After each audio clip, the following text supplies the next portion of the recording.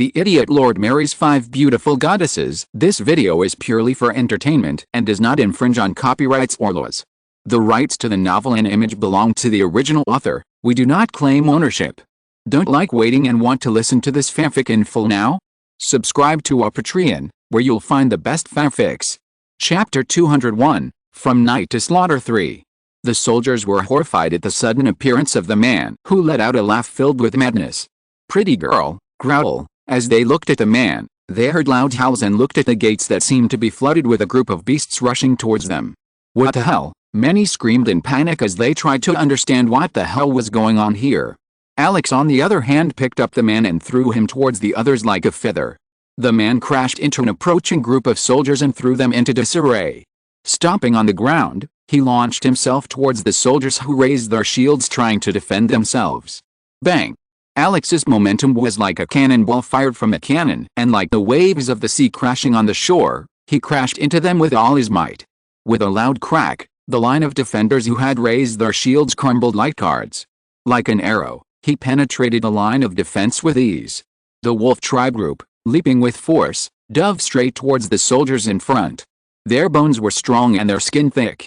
They were confident in their defenses. Slamming their legs into the ground and shooting straight at them, they clashed violently against them. Damn it!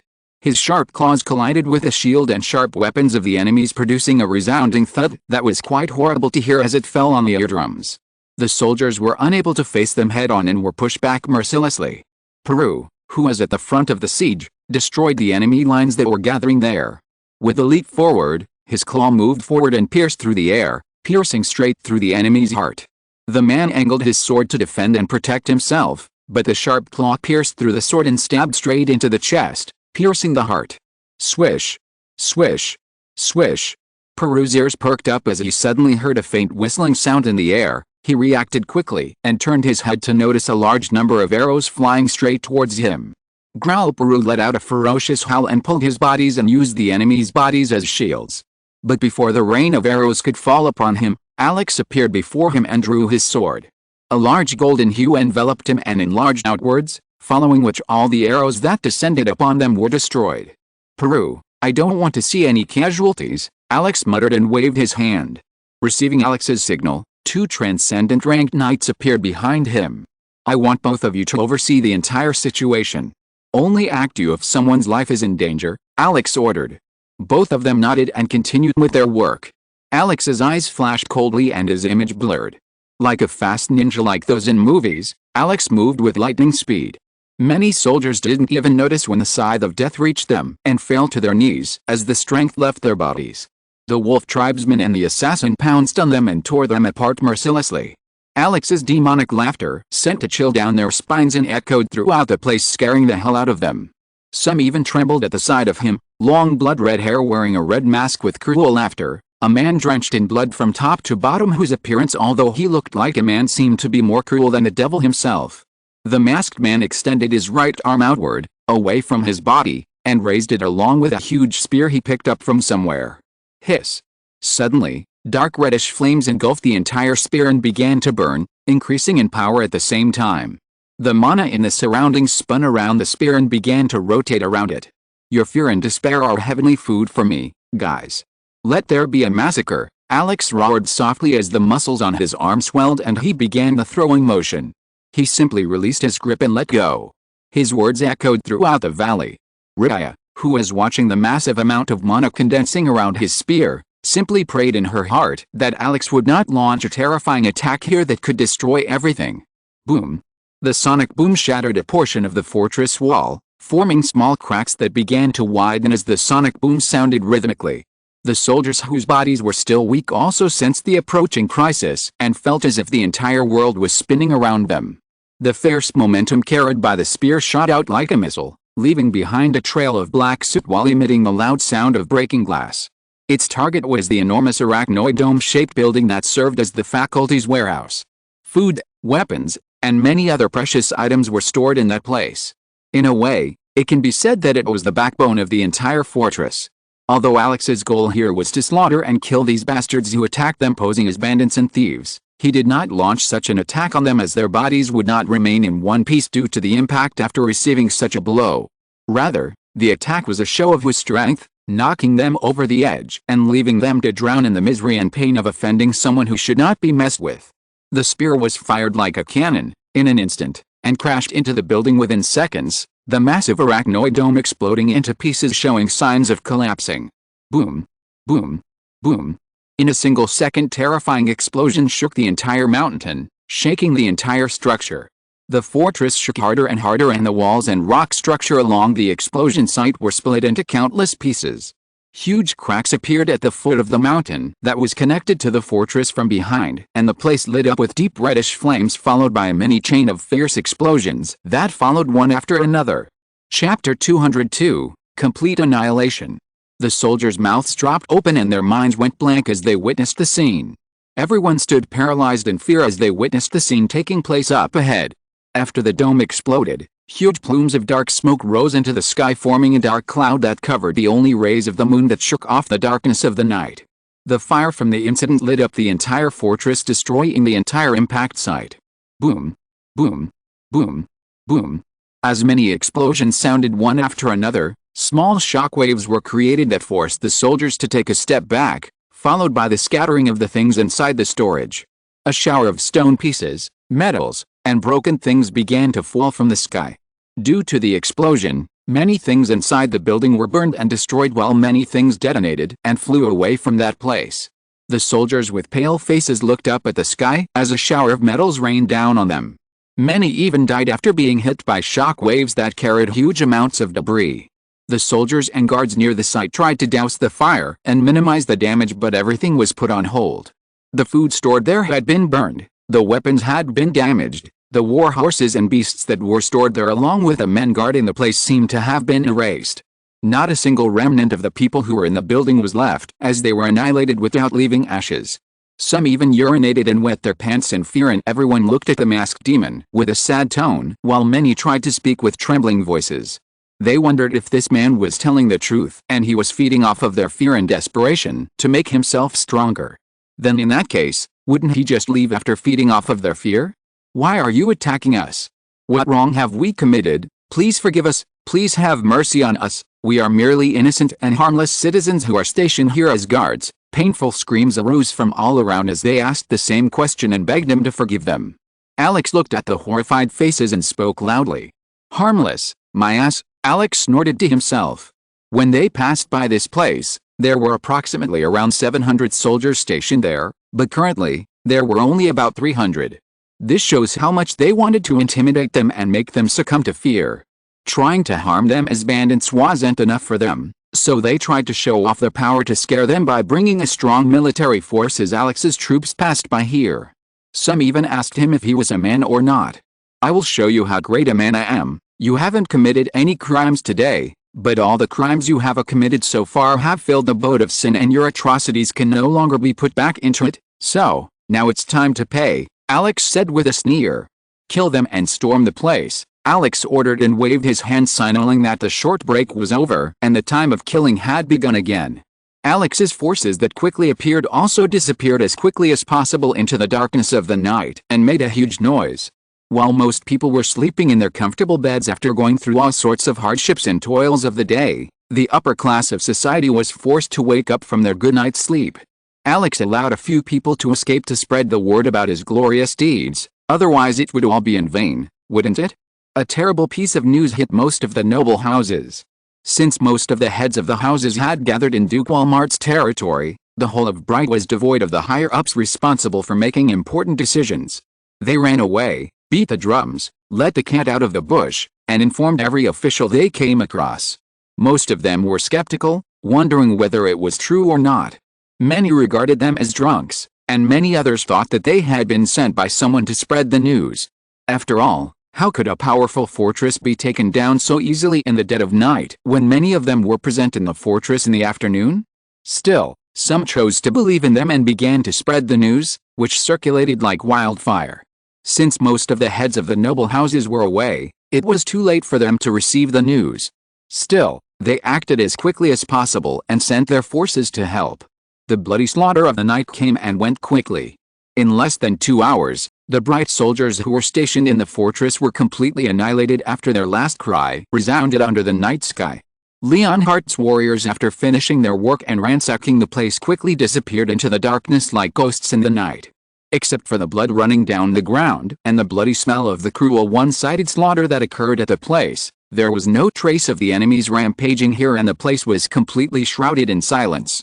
After more than an hour, finally, other sounds made the place feel alive. A small team of silver-armored knights riding horses in dark armor were rushing towards the fortress, followed by armored infantry with torches in their hands. The cavalrymen were advancing with tense expressions, and the atmosphere was rather solemn. They had already mentally prepared themselves for the danger that awaited them. Upon receiving the news, they acted as quickly as possible in an attempt to nullify the damage. They soon approached the battlefield. When they reached the foot of the hills, one of the knights leading them frowned, as did his guards who were walking at a slow pace. He waved his hand towards the knights who were still charging after him at full speed, and the knights behind immediately slowed down. They drew their swords and held them firmly on their shields as they all advanced on horseback. "What a thick, bloody, pungent smell," one of them muttered as he felt a sense of unease spreading throughout the surroundings. With a question in mind, the leader slowly advanced. As he entered the pass, he saw the huge shadow cast over them and continued forward, staring at the scene with his mouth open as he saw a small hill blocking the entrance. A strange night wind blew and brought with it a thick, disgusting, bloody smell that made him and the rest of the knights want to vomit. The horses that were advancing with all their might were frightened, and these horses with horrified expressions continuously backed away. The knights stopped and called for the men to light the torches and make them advance. "Who?" The flames of the torch flickered in the night breeze and illuminated the darkness in front of them. What the hell?" A heart-rending noise echoed throughout the place. If you're listening to this novel on a channel other than Fanfic World, it means they downloaded and uploaded it without effort. We cordially invite you to visit our channel, Mundo Fanfic Novelis. There you'll find the original version of this story, and you can explore many other novels of various genres. We're waiting for you to immerse yourself in a world of incredible novels. Chapter 203, Terrifying Scene. As soon as the flames of the torch illuminated the scene in front of them, everyone froze for a moment, and their brains paused for a moment after seeing such a horrifying scene. The elite soldiers and knights who had participated in countless battles and seen countless deaths were horrified for a moment. At that moment, they felt as if they were seeing the scene of hell itself, where countless people were piled up. No one had thought that the huge shadow cast over them and what was blocking the way was a small hill of corpses piled up one after another. It was made from the corpses of their comrades. Blood, torn armor, broken swords, nicked blades, severed limbs, and decapitated heads were piled one on top of another evenly by the enemies who had taken their own lives. The ground below had become moist and was soaked with blood. The blood flowing from the corpses had formed a small stream that ran downwards. At the top of the hills formed by corpses, there was a sphere stuck in it that pointed towards the back wall of the fort. Red blood slowly dripped from the spear, and most of the blood had already solidified. The leader, whose heart was already in a mess, looked in the direction of the pointed spear, and his eyes, along with everyone's, nearly popped out of their sockets when they saw the walls painted with a blood-red message. "You're next." As soon as their eyes fell on their message, their legs went weak, and with all the strength they had, they stepped out in an instant, and everyone's scales went numb as they saw the gruesome display. Who attacked them? What a cruel way to kill and give a warning. Did he kill everyone? No. He slaughtered almost all of the soldiers who were stationed in the fort. These knights, who were proud of their valor and strength, cowered. They could no longer think straight. As the night breeze blew through the trees to the ground, numerous leaves fell from the trees to the ground, making a faint rustling sound. The knights felt as if numerous assassins were hiding in the darkness, preparing to deal them a lethal blow. The scenery around them was terrifying and frightening, as the enemies were capable of quickly taking down an entire fortress, so they thought they might be wiped out as well. The leader quickly saw the dangerous situation there and began to inspect the corpses that had many claw marks and scratch marks all over them. Every second seemed like an hour, and they were afraid of the slightest noise. The night was cold and gloomy, making them all fear the possible danger they might face. So, they quickly mounted their horses and escaped the murderous place as quickly as possible, as if they would die if they stayed there for even a second longer. They came as fast as the wind and left as fast as they could like a coward, and didn't even bury him and take care of the corpses of their companions. Standing on top of a mountain cliff, Alex looked at the scene with hawk eyes. "Your Majesty, should we leave them like this?" asked Peru. "Yes, We want these people to beat the drums and broadcast our exploits to the entire kingdom. We have already let some fish escape from the nets. Surely these cowardly dogs will meet them on the way and receive the report, replied Alex. Peru, my men have already prepared a path for all of you. You can return safely, and all the items we have accumulated, please transport them to Bassi. Peru nodded and looked at Alex with a curious expression, and gathering courage, he asked, Your Majesty, you trust us so much? I mean, you let us transport so many gold coins and valuables.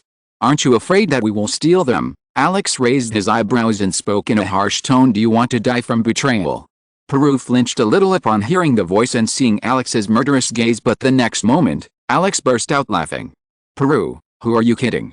You guys stayed hidden in the forest for so long and didn't plunder the humans, so why do you need all this when you've already gained so much? Besides, you can take a share if you want. Alright, now go and come back safely. Alex nodded and looked back at the fleeing cowards. They didn't even feel empathy or sadness at seeing their comrades die in such a brutal manner. Instead of showing respect or trying to find the enemies, they ran away with their tails between their legs. This place seemed to be filled with filth. It was completely rotted and had become a hollow, Alex muttered with a solemn expression. Raya nodded and stared at the group of knights leaving the pass. The world is like that. Many will show you respect and praise you when you are strong and alive. But when you fall and die, most will not even look at your corpse or shed tears. Alex looked at Raya's eyes that were shining like stars and asked, Raya, will you cry if I die? My lord, Raya stuttered upon hearing Alex's words. I'm not going to talk to you anymore, Raya snorted, turned around, and started to leave. Hey. Wait, Raya. That was just a joke. Alex, like a good husband, ran after her and tried to appease her and apologize. Girls in this world are firecrackers that would explode at the slightest spark. Bang! Edward, who read the report, slammed the table, smashing it into pieces. Who the fuck? Who is responsible for all this? Who had the nerve to commit such a crime in my kingdom? I'm going to reap that bastard, Edward shouted. He was really in a bind at this point, because this time his honor was at stake. Chapter 204, Wild Dog. Edward, who was thinking at full speed, suddenly came up with a disturbing thought. What if this was done by him? The more Edward thought about it, the more afraid he became. Although he had tons of enemies, none of them were capable of entering his territory and taking down an entire strategic point. So naturally, the needle was pointing in one direction, and that direction was Alex. What if he was trying to control his anger before him and sneaked out of the Duke's mansion to commit such atrocities? No, his troops are still there, or maybe some infiltrated and he only took a handful of elites. Edward stared at the scene unfolding outside. There was still some time until dawn, and if Alex went himself and sent his troops, he wouldn't be able to return quickly. I need to check it out first. If everything happens as I think, I'll be able to find a chance to counterattack and make a lot of profit out of this incident. Edward was a greedy person. For the sake of the throne, he poisoned his father, who would be left in a comatose state and spend the rest of his life until he entered an eternal sleep. And he secretly mixed drugs with his elder brother Food, who suffers from nervousness and mental breakdowns because of this, which has turned him into a psychopath. Fortunately, his mother was dead. Otherwise, seeing him commit such evil acts, she would have killed him in her womb instead of giving birth to a snake that harms her own family. Edward acted quickly and called the guards. Convey my orders. Respectfully invite King Alex and ask him to meet me. If he asked the reason, then inform him that a state of emergency had been declared. Also, a quick search of the soldiers' barracks and see if all of Nevin's elites were present or not. Due to a forceful intrusion, Alice and others had to wake up from their peaceful slumber. Alice, who was wondering why they had been called so urgently, heard that there was an emergency meeting. It seems like your brother had a lot of fun during the night, Catherine muttered with a faint smile. Alice laughed and muttered, it seems like that brother had a wild night out there. I hope he didn't overdo it, Christina said in a worried tone. You worry too much, Sister Christina. My brother knows how to control things, Alice refuted. He quickly tidied up and posed as Alex walked out, followed by Catherine, Christina, and her maid who pretended to be Raya. The servants and guards who saw him walked out of the room, followed by a row of beauties, gritting their teeth in jealousy and wondering why on earth their luck wasn't as good as this man's. Even though they stared with their dagger-like eyes trying to bore a hole into Alice as she posed for Alex, they tried to maintain their signature friendly smile. Horizontal ellipsis. Your Highness, King Alex is on his way. A servant reported to Edward, who was standing beside Duke Walmart. Edward, who heard the servant's words, frowned, his expression hardening in worry. Shouldn't they try to make excuses to delay the timing since Alex might still be out or has already returned? No, that's not possible. How can he come back so quickly? Even if he's a legendary rank, he can't travel that fast. Something's wrong. What if the attack was done by someone else? No, it can't be. Even if it was done by someone else, he had to find a way to blame them, otherwise his reputation would suffer. Did they try to delay the timing or to make excuses? Did they get angry and yell at the servants? Edward asked. The butler shook his head and said, no, they answered as soon as they were called and said they'd be here quickly. Clang, the door opened and Alex, his face pale and calm, entered the room followed by his women. I hope you have a good night's sleep, Edward said with a smile. Why did you wake us up so early? Alice asked in an irritated tone. We have a little problem here. We've suffered a huge crisis. Crisis? What crisis? Alice asked with a surprised expression and wide eyes. Her acting was capable enough to win an Oscar in her name just like her elder brother. Catherine shook her head at the sight of her genuine acting. The same blood runs through both of their veins, Catherine thought to herself. Even Edward was stunned for a moment at the sight of Alice's expression. With a subtle frown on his face, he spoke in a sarcastic tone. It was the place where your forces passed through, where a military exercise was held, and everyone has mistaken it for our side's call for war. I wonder if you have anything to do with its destruction. You know better than anyone how hot-tempered you are. Perhaps you have something to do with it. I'm just guessing, since you know that this great event shocked the nation. As a prince, I must punish the wrongdoers. Therefore, naturally, I must inspect everyone. Funny, Alice clicked her tongue with an annoyed expression and muttered while pointing her hand at Edward. Listen, you bastard, let's stop pretending for now. Alice spoke like Alex whose bandit switch had been flipped. I know very well that the monster attack in the forest was your doing.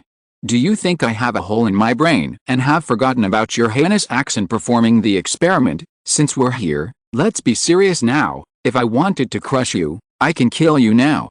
Don't doubt my strength. If I wanted to kill you, no one could save you.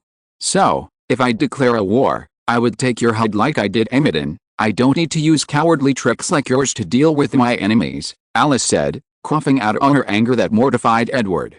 Chapter 205, Wild Dog 2.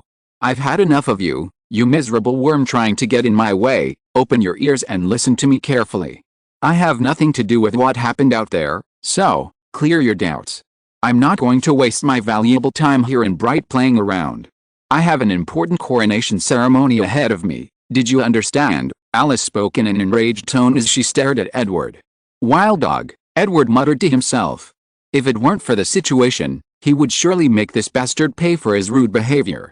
Duke Walmart, who stood aside to observe the scene, tried to maintain an indifferent expression, but inside he was too shocked. This man used to behave like a true gentleman, but now he was only barking like a dog without any shred of elegance or dignity. It was as if his noble status was just an illusion and this was his true self. He's just an abandoned dog. What can we expect from him? Is there anyone who can teach that idiot some etiquette? Duke Walmart snorted to himself. Calm down, King Alex. Anger is not good for your health, Edward said, trying to appease Alex's anger. Tell me what's wrong and I'll decide later. After all, you ruined my beauty sleep. I should at least know what useless thing happened at night that gives you headaches and dark circles, Alice yelled. Edward bit his lips to swallow his anger and control himself from hitting that cute face.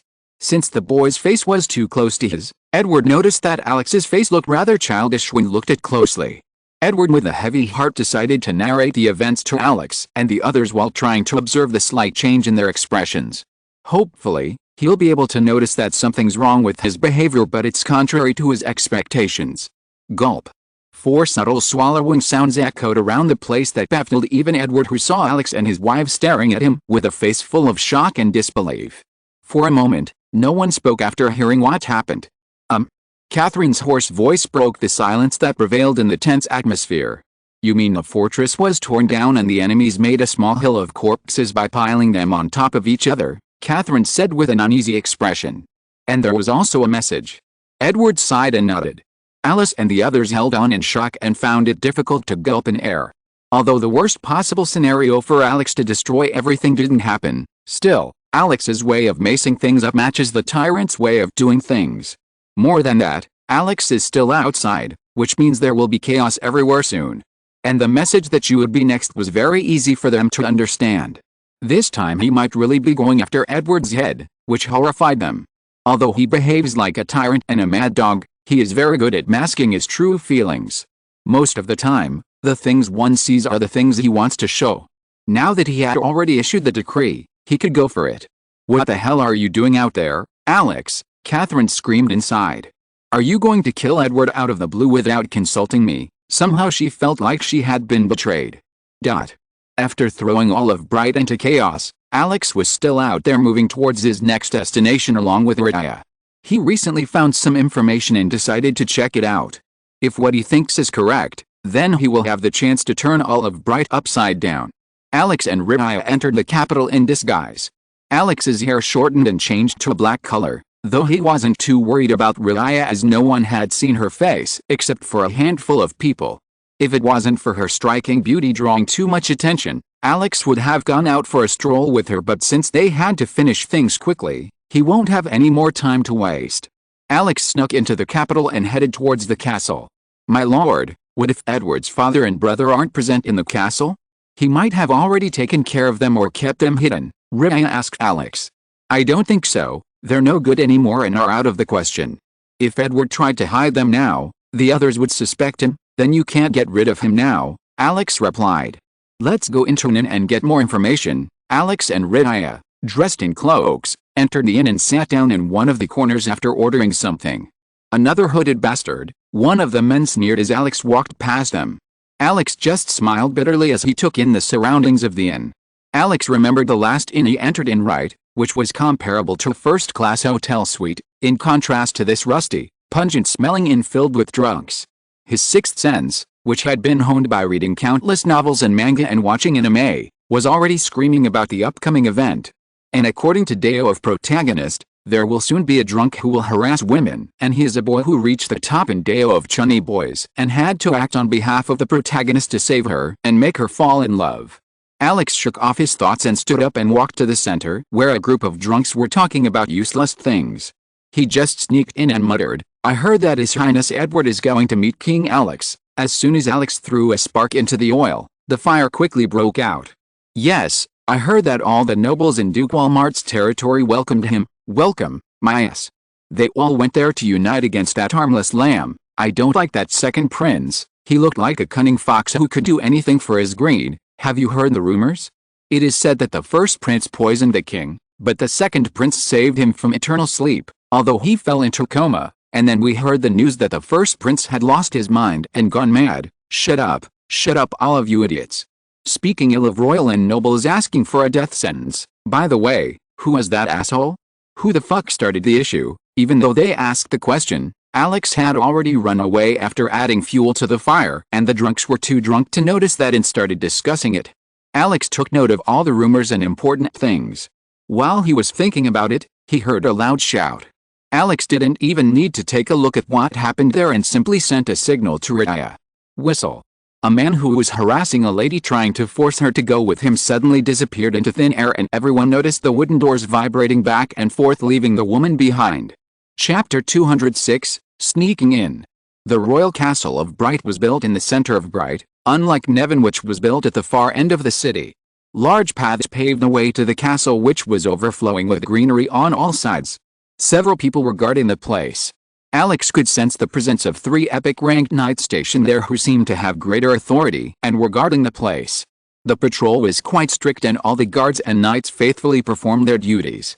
Still, this force was not enough to detect them. Raya's stealth technique was one of the top techniques in the entire continent and could even mask a level. She was trained to become a top-tier assassin and rule the underworld using her stealth and charms that could end the lives of her targets quite easily. Most of the guards here have studied and built and could shatter rocks with their fists. Although they seemed stronger, none of them had senses keen enough to notice 2 dark figures climbing the massive walls and rolling over the fences with their agile cat-like movements. Alex first searched the outer perimeter to gather any relevant information. After clearing a path, they snuck in between a thick tree. Raya and Alex silently hid their figure behind the tree canopy. With the leaves and shadows obscuring their figure, they took a look at their surroundings. Alex observed the surroundings, the garden and the massive building beside it reflected in his eyes. He used the mana sensor and his hawk eyes to observe the strength and skill of the people. Alex raised his eyebrows as he looked at the massive palace that seemed to be carved from precious materials, flaunting wealth. Within one of the chambers guarded by an epic ranked knight, a man who was in a semi-dead state slept. If that man had a health bar, it would surely start beeping red. So that's the Bright King. Alex looked away as he began to search for the second target, but his expression changed a little. Rai noticed his expression and asked in a worried tone, "Sir, did you find anything?" "Yes," Alex nodded and looked at the outer edge of the palace. At the end of the outer edge was a 3-story house whose entrance was guarded by 5 people dressed in black armor, but more than that he found it strange to see a large number of people patrolling the places. Although all of them were quite weak, their rotten expression was quite strange. Furthermore, he was outside the inner compound and the building didn't look as wonderful as other places. It looked rather gloomy and dilapidated. On top of that, Alex found an underground cellar beneath the house, and if his mana sensor is right, that person was surely the first prince. "Raya, I'm going to meet up with the first prince. In the meantime, try to sneak past the king and the maids. Who knows? You might find something useful," Alex muttered and waited patiently. He could directly teleport and jump into the prince's palace, but Epic would surely be on alert due to the mana fluctuations. And he would be dragged into a fight without gaining any information. Also, unlike Raya, he doesn't have a good affinity with the shadow element, which was why it was difficult for him to learn Raya's stealth technique. Although it would take time to learn and master it, he was in no hurry.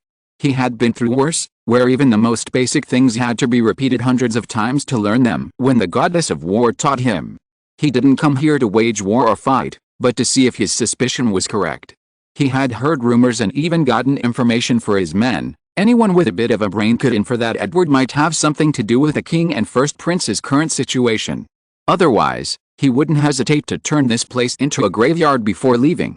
The guards moving back and forth on the sidewalk turned their backs to us.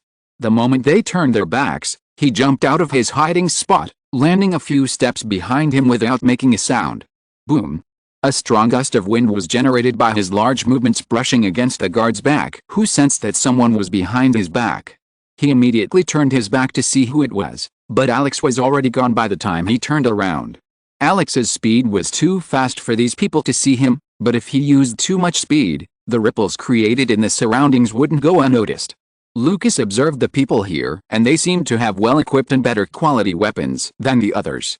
And they also seemed to be quite rich. Alex heard them talking about how patrolling there was just as good as wandering around since nothing fun happens there. Lucas already reached the roof of the building in a flash and saw 2 people walking inside. A maid with a tray along with a servant seemed to be well dressed. Alex didn't know why he felt a strange feeling seeing the 2 of them. It was as if they were both involved in some kind of shady business. Alex's eyes sparkled as he felt like he was going to find out the darkest secret. Alex's image blurred as he started to follow the cat's tail.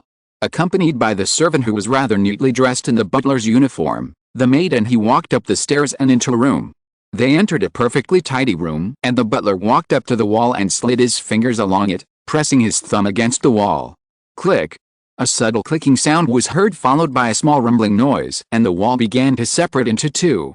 As the wall was pushed aside, a small narrow passage appeared with stairs leading into the room that was filled with darkness. Chapter 207, Rescuing and Healing the First Prince. Alex entered the hallway before them. They only felt a cool breeze blowing over their heads. Alex stood on the ceiling of the hallway as the butler and maid entered the hallway and began to walk down the staircase. A small torch on either side of the wall lit up as they walked down. At the bottom of the stairs was a large basement that contained a large prison. An image of a man with long, unkempt hair and an unruly beard appeared in their eyes. He had long nails and scratches all over his body that looked as if he had scratched himself. His eyes were unfocused and his body was shaking as the man seemed to be muttering something. Chains and handcuffs wrapped around his body and held him by the wall from behind. He didn't look at the people coming in there and just curled up like before. The butler looked at the man as if he was a pathetic piece of shit that disgusted him. He pulled a key out of his coat and opened the cell, letting the maid in, who left the tray. The maid banged a fork on the large bowl that covered the plates, the sound echoing and filling the entire room.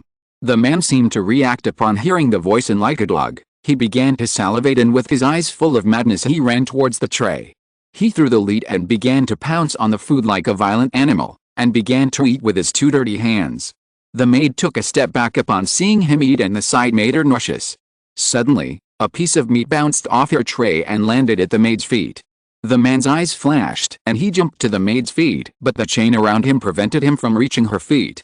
As he tried his best to grab that large piece of fatty meat. Scum will always be scum.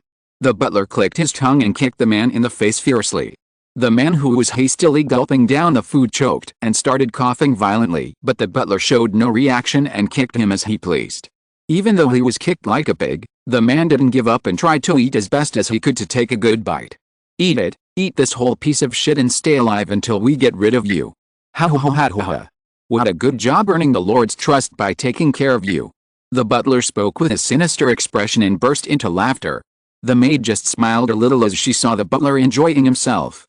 The butler turned and spoke with a sweet smile. "Come on, my love." As the duo began to climb up and leave, a man who was watching the whole scene of fun jumped out from the dark roof. Alex snapped his fingers, and a small fireball appeared and danced above his head, lighting up the entire place. "What scene? I didn't think I would come across something like this. My melon-eating wives would surely love it." Alex chuckled and walked towards the man. The man was once enjoying riches and shining in glory. He was adorned by countless people, but now he was in such a pathetic state. "First prince," Alex called out to the man, but the man seemed to be going blind, and with his bruised body, he was licking the ground for grains of rice. First prince, you are a lost case really, but don't worry, Dr. Alex is here to serve you," Alex muttered and pulled the first prince's hair, lifting him into the air.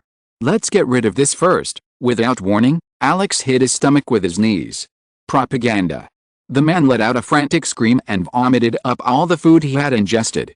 Arg, seeing all the things he had taken come out, his eyes filled with despair, and looking at Alex with bloodshot eyes, he jumped on him and brandished his nail-like claws at Alex.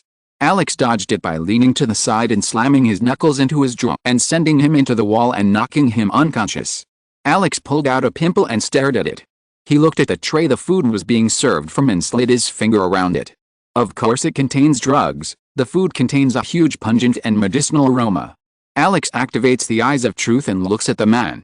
This man had good potential, but it was all wasted because of his brother. Alex walked towards the first prince, who was unconscious, and cut all the chains.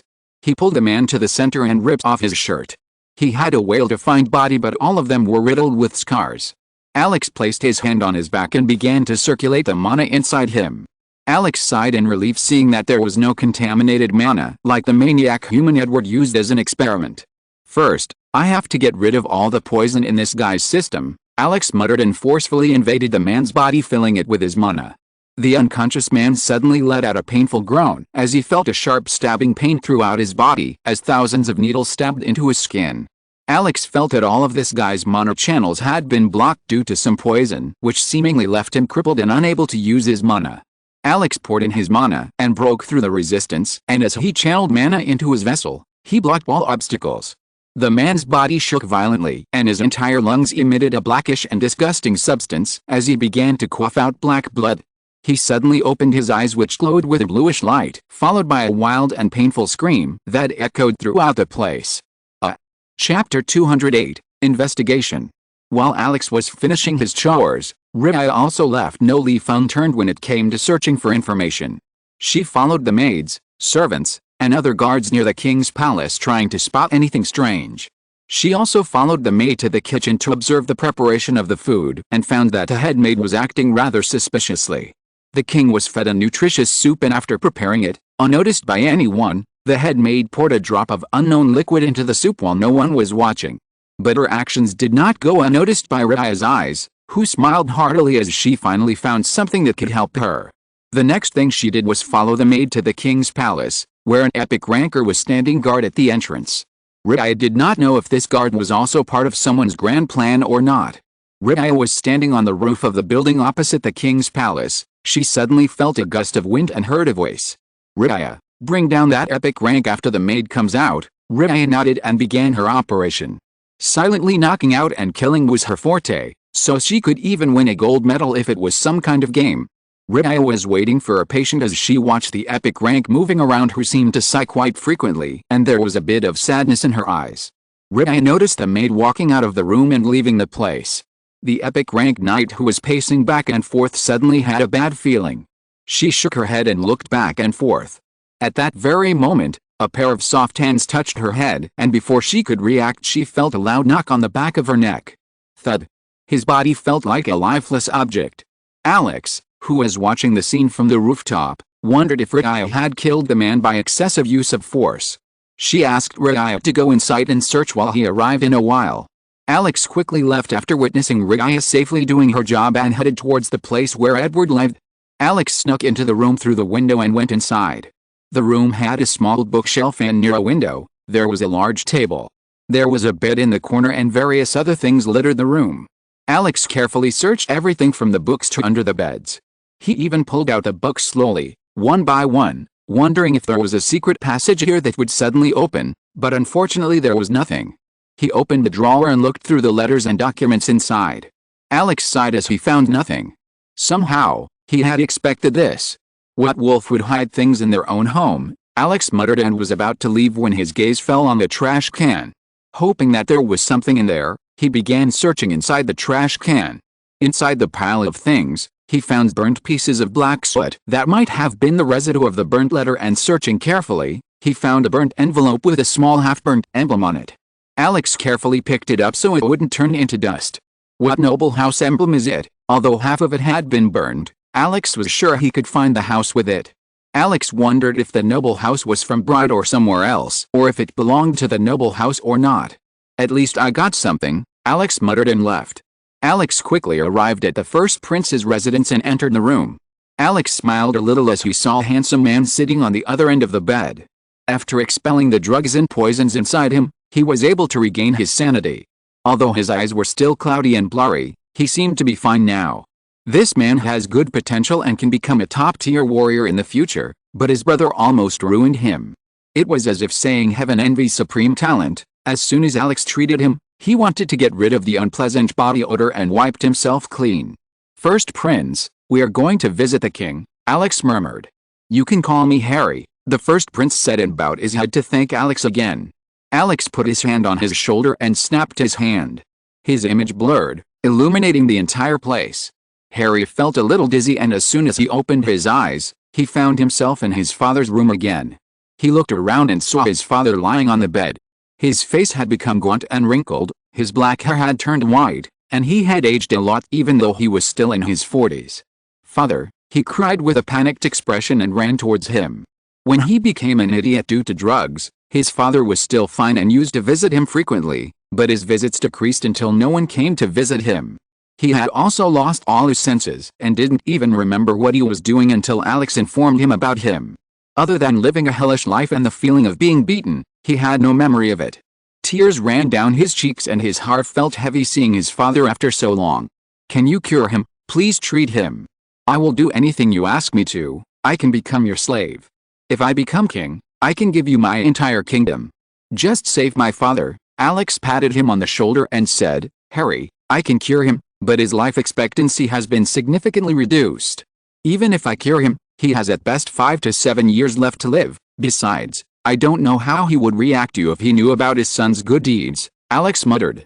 Don't worry about it and just cure him. I will punish that bastard for his atrocities. I will make him pay and repent in hell. Harry's eyes turn bloodshot as he recalls all sorts of evil crimes committed by his brother. Chapter 209, The Successor of the Bright King. All of Bright, which was in an uproar due to the massacre that occurred at night in the fortress, was startled again when another piece of news spread throughout Bright. The shock this news brought was 1,000 times greater compared to the other. The upper hierarchy, consisting of nobles and many other important officials of the state, were all baffled. Every single senior member of society was given a special order to gather in the king's hall, and furthermore, it was written that the king who had fallen ill and fallen into coma had awakened from his deep sleep. While everyone was wondering what was going on here, one man felt like he was at the end of his rope. With a muffled roar, Edward tore out his hair in anger. Why the fuck is all this bad happening now? Why are things that were already in my hands suddenly starting to go wrong one after another? Edward screamed at the top of his lungs. He was already having a hard time finding the real culprit of the incident as he thought of ways to blame Alex. He was just about to start this matter when another momentous piece of news shook him completely. When he heard the news, he was struck by a thunderclap and the ground beneath his feet completely collapsed. Anyone who received the letter could infer two things about the meeting. First, this meeting was about the succession to the throne, where the king let out his worries that it might collapse again, while another was to respectfully invite King Alex. And Edward, who read the letter, had a bad feeling about it. "Don't worry, Your Highness, I think he's thinking of appointing you as his successor," Duke Walmart muttered, trying to calm him down. "How can you be so naive? How can my father wake up after drinking the eternal sleep medicine for so long? In this life, there was no chance for him to wake up again," Edward shouted. "Your Highness, there are many things in the world that can't be guessed. We have to pay a visit to infer things. Who knows if he had a breakthrough at the end of his life that temporarily alleviated the effects of the medicine," Duke Walmart muttered, rubbing his chin. "But what if someone had intervened and cured him?" Edward asked with an uneasy expression. "PFTT," Duke Walmart laughed and began to explain. "Don't joke, Your Highness. Only a high-level priest of the Central Church can heal him. In his current condition, not even potions would have any effect on him. Anyway, we should try to use this chance to name you the Crown Prince. We shouldn't let this opportunity pass and hopefully, you'll be able to access the throne as soon as possible." "Hopefully so," Edward said, calming his heart. Horizontal ellipsis. Alice and her sister-in-law arrived at the bright capital and began to exchange some pleasantries with the ass-kissers. All of them were also shocked by the recent invitation they received out of the blue. The bright king, who was fast asleep, suddenly woke up and invited them to a meeting as soon as he woke up. They didn't need to think too much to know who was behind all these events. Still, they were shocked to see Alex pulling the strings from behind and manipulating things quickly. They didn't know the content of the meeting, but they were sure that today was going to be an important day for the Bright Kingdom and for Edward as well. As they entered the hall and were greeted by the Bright King, Brian and took the place designated for them. Most of the people present began to flock towards them and Alice had to work hard to stop those pesky flies. Although Alice tried to express her disdain for these people, she shamelessly tried to blend in with them. "Stop staring at my sister-in-law, you bastards, otherwise, my brother will punish me," Alice muttered while gritting her teeth. The hall that had been filled with flattery, praise, and wishes for King Brian suddenly came to a standstill as the announcement of the second prince's entrance rang loudly. Edward walked through the door with a gentle smile on his lips while his eyes conveyed a deep emotion of concern. He looked like a pitiful son who came to visit his sick father as soon as he received the news.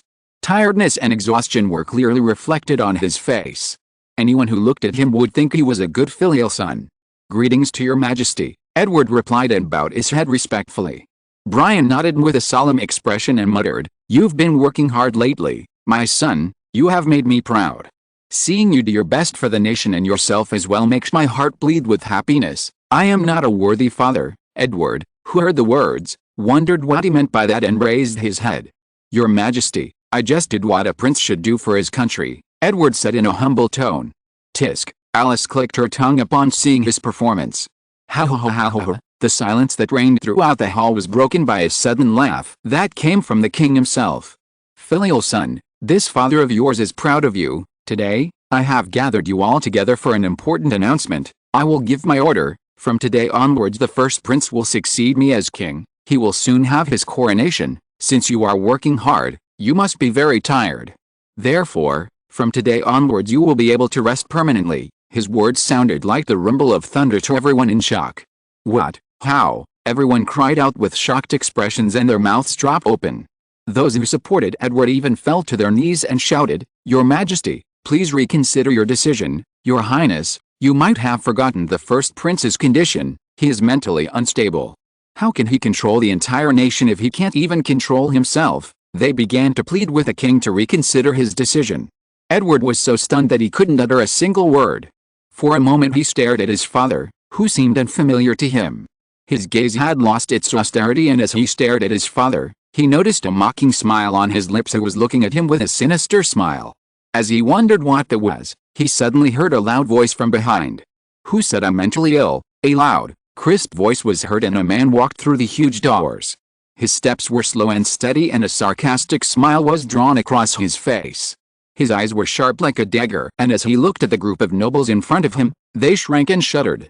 Just because he hadn't shown up didn't mean that the group of hypocrites had forgotten what kind of person he was. They had to bow their heads and stand to the side, keeping their heads down as he walked in front of them, unable to look him directly in the eyes. If you're listening to this novel on a channel other than Fanfic World, it means they downloaded and uploaded it without effort. We cordially invite you to visit our channel, Mundo Fanfic Novelis. There you'll find the original version of this story, and you can explore many other novels of various genres. We're waiting for you to immerse yourself in a world of incredible novels. Chapter 210, What Right Do You Have to Criticize Me? It was Bright's glory. It is a future power and a hope. For a kingdom to advance from level 3 to level 1, it must produce a legendary level warrior. This was the only fundamental difference between the two. Prince Harry was able to reach the master rank at the age of 20. Seeing his prospects, he used all the resources sent to him at Zenith to enter the Knight Academy. Prince Harry was able to enter and managed to reach the peak of the epic rank at the age of 23. He was confident that he could reach the transcendent rank and then the legendary rank before he was 30. Harry earned a great name for himself, but it was all destroyed when he lost the match. He was going to make a breakthrough in the middle of the match, but his opponent attacked at the moment and injured him severely, causing him to fail the breakthrough and suffer a huge backlash that damaged his foundation. After that, it was said that he lost his way and became mentally ill. And now the person who had disappeared from the scene for 2 years stood before them with the strength of the master rank. His eyes were still as sharp as ice, and the chilling coldness on his face made everyone shiver. "Brother, I'm glad to see you recovered," Edward said with a small smile on his face. "Ah," Harry raised his eyebrows. Rubbing his chin, he began to walk in circles around Edward. "Edward, you don't seem to have changed much, you're still the same, haha." "Yes," Edward smirked. "I'll always be the same," Harry nodded and said. "Yes, you'll always be the same, a disgusting piece of shit. Trash will always be trash." The temperature of the surroundings dropped sharply and everything froze as soon as Harry's words fell. Harry stared at Edward fiercely, whose expression hardened. The mask he had always worn on his face slowly began to crumble. "What do you mean by that?" Edward spoke with a terrified expression. "Are you asking me?" Harry narrowed his eyes and chuckled. He walked up the stairs, leaned on the side of the throne, and clapped his hands. "Father, let's expose this wolf to the world." Hiss. With a small gust of wind, 2 epic rows appeared and threw a few people tied with ropes to the ground. The nobles watched the people. They didn't know most of them except for the butler and the head maid. Harry narrowed his eyes and spoke with a murderous look. "Do you want to talk or do I have to make you talk?" The people who were thrown to the ground began to tremble. "Please forgive us," Prince Edward threatened us. "He threatened to kill our family if we didn't do as he said." "And what did he specifically ask you to do?" Harry asked. "Prince Edward ordered us to mix drugs into his food and gave the king a medicinal potion." "Did we just do as he asked?" "Please have mercy on us. I have children in my house." They began to sob as they begged for their lives to be spared. The nobles watching the scene felt their scales go numb.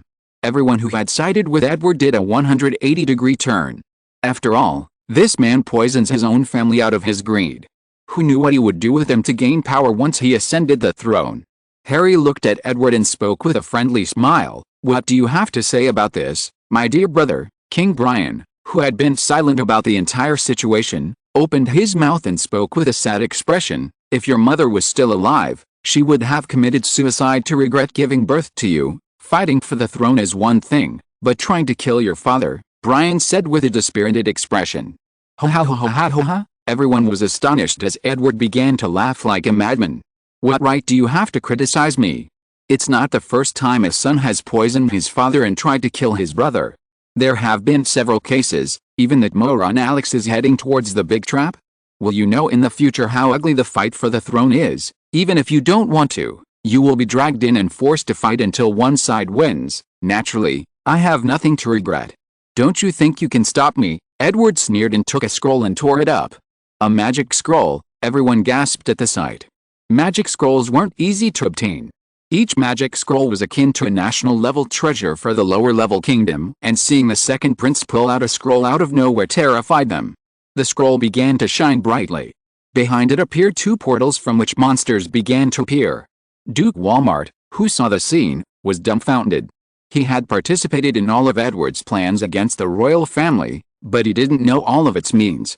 Seeing a monster appear, he realized that he had made a mistake in choosing sides. Harry reacted quickly. Guards, evacuate everyone.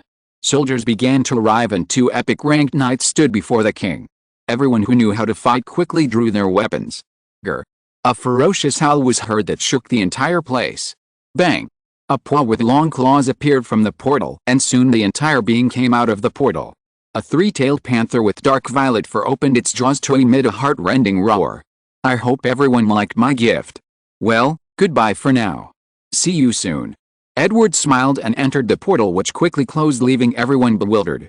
5 master ranks and 1 maximum epic rank accompanied by many weak monsters came out of the portal and began to attack. Harry, who had the rank of master, participated in the fight along with others. Should I deal with them? Alice, who heard a faint whisper, suddenly screamed in horror, scaring the others standing beside her. Big sister. You scared the shit out of me just now. Riya, where's Alex? Catherine asked. I don't know. He went somewhere and asked me to take charge if any trouble arises, Riya replied as she looked at the purple panther that came out. The other epic rank quickly appeared and 2 of them fought with him, trying to subdue him. As Harry and the soldiers faced another monster, an epic rank stood beside the king and the guards began evacuating the people. The panther threw a paw, sending the epic rank flying towards the pillar as it opened its jaws wide, condensing flames in its mouth. As it opened its jaws, its face was kicked and its head hit the wall, producing a crunching sound. Mordek appeared on the scene and holding its head crushed its face, but it was not enough to immobilize it. As Mordek faced the panther, Alex's squad surrounded their queens. Your Highness, are you okay? Ian asked in a worried tone. Yes, we are all okay, but we must help them, otherwise there would be too many casualties, Catherine said and looked at Christina. Christina nodded and pulled out her sword with a fierce shout, follow me. First we must evacuate those who cannot fight, trying to minimize casualties. Also form a perimeter around Catherine to protect her. Christina gave a chain of orders before descending into battle. Riya looked at the scene and decided to finish off the huge panther that posed a threat. I hope Alex can tie up the loose ends, otherwise we'll surely be in trouble, Catherine muttered with a worried expression. They had already allowed one of the enemies to go unnoticed in Amidon, so she didn't want the same thing to happen again here. Edward was a huge threat to Bride and Leonhardt, and no one knew the strength of the monsters he had at his disposal.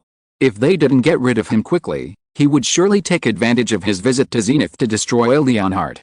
Hopefully, Alex, who disappeared out of nowhere, will be able to defeat him. Chapter 211, Let's Play. Edward stepped out of the portal with a distorted expression. He clenched his fist in anger and slammed it into the wall. 5 years of hard work, for God's sake, 5 years of my precious time were wasted. Why? Why? He roared with bloodshot eyes and dug his nails deep into his palms as he clenched his fist tightly. No, I can't let this end here. I still have one card. My best ace up my sleeve, my secret organizations. I can get it all back. This isn't over. Harry. Brian. Alex, I'll kill you. No, I'll make you cry tears of blood. Only then will my heart experience peace, Edward muttered, venting out all his frustrations. He walked down the dark hallway and asked all the members to gather in an hour. In the meantime, he had other things to take care of. After teleporting to his basement, he sent his men to clean up all traces of him and destroy every piece of evidence that could leak information about his group and all of their hideouts. He even ordered them to destroy all those things that could trace his movements back to the sponsors and the person he had contact with. He thought of asking them for help, but people might think he's pathetic and might even ignore him.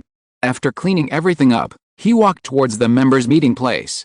He wanted to plunge Bride and Leonhardt into chaos. He wanted them to burn to ashes. Taking slow and firm steps, he walked towards the huge door and putting on the crow mask, he opened the door. Clinging, Edward opened the door and raised his head to see the members. However, thud. With a thud, he fell back with his jaw hanging open as he looked at the scene before him. His leg went limp and he lost all his strength. The entire meeting room was stained with blood. Heads, detached lips, fingers, and organs were all over the place as if they were trash lying around. The pungent smell of blood permeated the entire place. The scene spoke volumes about the kind of horror that was occurring at the place. It didn't look like a place where a massacre occurred, rather it looked like a butcher shop filled with pieces of meat everywhere. We begin the meeting, leader, Edward, whose entire world was spinning in his head, suddenly snapped out of his thoughts when he heard a playful voice. With a dull, lifeless voice, he looked up and saw a man sitting on a chair with his legs propped up on the large round table. Its entire cloth was soaked in blood that had already hardened. Edward stuttered for a moment upon seeing the person. Demonsis, is that you? Why?" he asked in a trembling voice. All of his anger and arrogance that he had built up until that moment suddenly disappeared. "It's because you're unpleasant to look at. I don't like you." "What?" "For that simple reason you did all of this," Edward said and looked around. His body shook in fear at the sight of such a gruesome scene that he even felt like vomiting. "No, don't think you can kill me," Edward muttered and pulled out another scroll, but before he could tear it, something passed by him. He merely felt a gentle breeze brush past him, but soon something flew into the air and crashed into the wall, splattering blood. Edward, who was holding the scroll, suffered intense pain and screamed loudly. Damn it, bastard! My arm!" Painful moans escaped his lips, forcing tears out of his eyes. He gritted his teeth and bit his lips until blood came out of them. Veins bulged on his forehead and he was sweating profusely. After screaming and roaring like a wild beast as he rolled around in the pool of blood splattering on his missing arms, he asked, "Why are you doing all this? You were my right-hand man. I treated you so well. That's also one of the reasons why you lost your right hand, and you'll soon lose more." Hey, a malicious smile appeared on Alex's face. "Before I tell you the reason, would you like to look at my face?" Gulp. Edward gulped.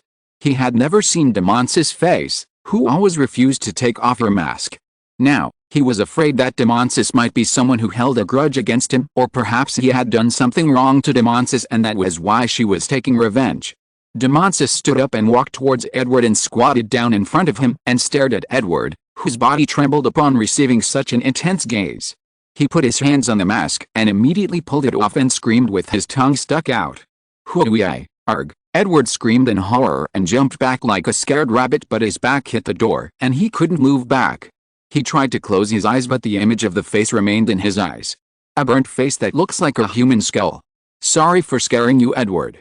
That wasn't my real face. Look at me. This is my real face." The man who put on the mask opened it again. Who? Edward, who was grabbing something in shock, opened his eyes to take a look. Long golden hair fell like water behind his back. Crimson red eyes along with a face that had been engraved deep within his heart. Edward was so shocked that he lost consciousness and wondered if it was a dream, but a loud slap woke him up. He opened his eyes and saw crimson eyes staring at him.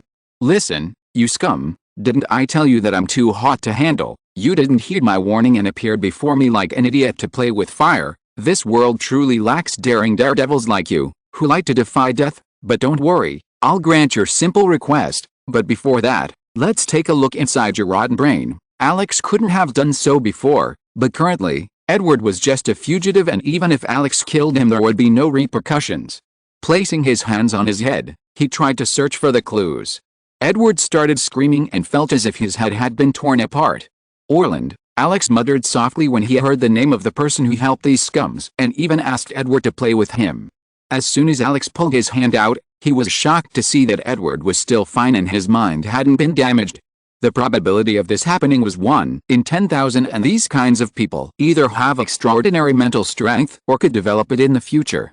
A heartless person like you must surely have such strength, otherwise how can you overcome the demon within and try to harm your father and use people as experiments? It's good that you haven't fainted. I'll play with you as much as I want. You use slave marks to force them to submit to you. Fine, I have a way to get rid of that. After I control them, I'll let them play with you as well. I hope you have fun with them." Alex smiled, revealing his white teeth. But to Edward, it was as if a devil was smiling at him before playing with him. Chapter 212, Bandit Mode activated. With the help of Raya and Alex's troops, the monsters were easily defeated. Raya killed the panther like it was just a kitten, shocking everyone, and many fell to their knees and thanked her, while King Brian offered various treasures to Leonhardt, and all the diplomacy was handled by Catherine. Meanwhile, Alex, who had disappeared, just sent a message saying that he had taken care of the other hand, but asked not to make it public for now. King Brian wanted to invite Alex and others, but he refused and said that they would visit Bright to have a friendly chat another time. Alex, what did you do with Edward? Did you kill him? Alex, who was resting his chin on his palms, heard Catherine's question and stared at her, giving her a playful smile. "That's a secret, You don't have to worry about him anymore. What about the experiment labs and those monsters and beasts? Christina asked. Big brother, did you kill them all? How many were there exactly and how did you manage to kill them? Alice asked with a curious expression. Alex saw the curious gaze of the four ladies who were staring at him with a questioning look as they bombarded him with a series of questions one after another. Aren't you guys too curious about it? Instead, shouldn't you be asking about my safety first? What kind of wife and sister are you all? Alex muttered to himself with a bitter expression. I've taken control over them. They have a slave mark that allows the master to listen to them. I was able to manipulate the slave mark and make them submit to me. That bastard had several magic scrolls with him. I deciphered the slave scroll and tortured him into handing over his ownership over them to me. Keep these inside yourselves, and I will use them only in case of emergency. They are hidden underground in a secret laboratory. Only King Brianna and Harry knew about it, thank goodness. We have solved the problem of Bright. It was a thorn in our side before, but now we have gained a powerful ally, Rhea muttered. Everyone nodded. After settling everything, King Brian asked Harry to accompany them as Harry was quite familiar with Zenith. He even sent some forces to help Alex if anything troublesome arises. Except for Bright, Alex had no trouble in the other kingdoms. But before they reached Zenith, they had to pass through Awakens city, which is quite popular among outlaws. Awakens was an independent city where several underground criminal forces of Kinley were hiding. It was a paradise for criminals, where no one could touch them. It was previously a part of the level 2 kingdom White River, but they were unable to control it and the city gained its independence from them. It was a place where crime rates were too high and where even ordinary citizens walking on the sidewalk could become thieves. If they made a detour now, their journey would be delayed by a day and a half. There were other paths, but Alex needed to go through them because he needed to check something out, and he also needed to loot some of them, otherwise he wouldn't be able to sleep well at night. Alex's hands were already itching to accumulate them. Besides, no one was brave enough to seek trouble with the Kinley royal family. With Alice here, they would be seeking death if they tried to act. They would just walk away upon seeing the Kinley royal flag, but Alex didn't want to use it. After all, wouldn't it be more fun this way? Alex can't help but rub his hands together thinking of the delicious meals waiting for him. Behind the carriage, Alex's group rotated shifts at the place. Harry, who had been out of contact, wanted to train with him. He considered the whole trip as training to regain his strength. This trip was equally important for him. He had to make up for the loss of 2 years and the loss of strength. But even after that, he couldn't help but frown at Alex's decision to visit Awakens City. Was it necessary to go through this? Harry asked with a worried expression. Trust me, this city is the worst place in Kinley. The lowest scum of all lives there. You can't let your guard down for even a moment. It's full of thieves, bandits, gangsters, and mercenaries. Harry tried to persuade them. But contrary to his expectations, everyone burst out laughing. Max almost fell off his horse upon hearing Harry's words while the others laughed, holding their stomachs helplessly. Harry wondered if he had made a joke to make them react like that and looked at Mordek, who simply looked at him as if he were a naive child. Why the fuck is everyone acting like this? Harry asked with a curious expression. Ben walked over and patted him on the shoulder. When we pass by this place, you'll know why we behave like this. It's not us who should be worried, but them who should be worried. After all, the one going there is the Godfather. Although Harry was still confused, the atmosphere was quite friendly as everyone laughed and chatted happily. But the good times were suddenly interrupted by some people surrounding them. Swish! A white arrow covered in red blood suddenly shot out from the dark distance and stuck into the ground in front of the knights leading the charge. Next, a large number of arrows were shot from all sides that drew a line on the ground. The blood from the arrows scattered everywhere and a loud, deafening shout could be heard behind it. We are members of the Lone Wolf Bandits. Take out 1,000 gold coins if you don't want to die. The blood dripping from the arrow meant that if you took a step forward without coughing up coins, you would meet death. This kind of warning and plundering through threats was quite common. If you don't have status or a big name, you are bound to fall prey to it. Alex came with thousands of troops, but leaving 300 with him, he dispersed the others into a group. All of them will be led by transcendent rank experts from Alice's side, who will train along the journey and meet them at the intersection before Zenith. Except for a few of Alice's troops that followed them in the dark, Alex had sent most of them away. Moreover, entering the city with such a large number of troops may result in unnecessary bloodshed. The remaining 300 were in poor condition and carried broken instruments. With no flag or symbol in hand, they were naturally mistaken for faint-hearted. "Your Majesty," Max shouted like a gorilla. "Leave them be, I will slaughter them, piss on them, crush their balls, and make sure their 14 generations meet their end today." Alex didn't react to Max's words and stepped out of the carriage. Stepping forward, he pulled out one of the arrows, broke them into pieces, and ordered, "Take them down." The archers hidden deep within the dark trees reacted quickly and pulled out the arrows, but before they could fire, hiss! A sharp arrow silently pierced the wind, entered straight into the throat and came out the other end. Chapter 213, Bandit Mode activated 2. Trash. The bandit archer didn't even have the chance to scream as the arrow pierced his throat and he fell from the tree like a lifeless object. This was followed by countless showers of arrows. PSSH. PSSH. PSSH. PSSH. At the same time, a series of arrows were shot by Leonhardt's archer, one after another, in rapid succession. When the bandits faced the professionally trained archer on Leonhardt's side, their skills were insufficient. They were only able to tighten the strings when the archers on the other side had already accurately shot a series of arrows. The speed of the sharp arrow was incredibly fast, but it didn't make any sound and blood bloomed and killed the archers as blood spilled onto trees and branches. Some of them managed to shoot arrows, but they were all blocked by defenders who formed tight formations in front of the archers. The arrows easily killed the archers on the other side, who began to fall one after another. Bang! Bang! Bang! Corpses began to fall to the ground from the trees like leaves falling due to the wind. Alex made hand signals and then Mordek, Ian, and Harry led their squads and began to approach from all three directions while the archers were still holding the bows.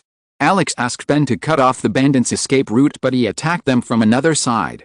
On the other hand, deep in the wooded field, a group of 60 people were lounging around. Many of them were sleeping while others were counting the day's takings. Sure enough, Alex wasn't the only prey, and there were more scapegoats here who were either looted or killed without mercy. It looked like a quiet resting place for a group of elders, except for the appearance of the people. Their peace was suddenly disturbed by a man who was hurriedly running towards them. "Boss, we have a problem. A group of soldiers led by a flowery man are forcibly coming here." "What?" He dared to raise his weapons against Lone Wolf. "Let him come here and taste our fists." The other side's attitude infuriated the scarred-faced muscular man. As soon as he stood up, he saw Alex leading his men and surrounding them. He looked at Alex from head to toe and smiled disdainfully.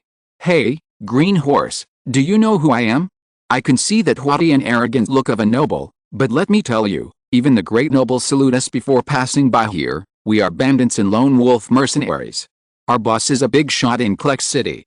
Seeing your smile, I can tell that you are a flower growing in the garden and don't know the outside world, which is full of thorns and weeds. You are a noble, thin, and slippery bastard. Seeing your handsome appearance, I can clearly tell that you have never touched a gun. Have you even killed anyone? Have you ever seen blood? Who gave you the guts to provoke us? I am Doe, the leader of the 5th Squad. Noisy, you?" Doe felt blood rushing all over his body. Did this man have a hole? Didn't we kill your men so far here that they bleed when they are killed? Or do you think their bodies have water instead of blood? Everyone wondered after hearing the man's boastful words. Alex, who was starting to get irritated, took a step forward, but with a single step, he passed straight through many people and appeared before Doe.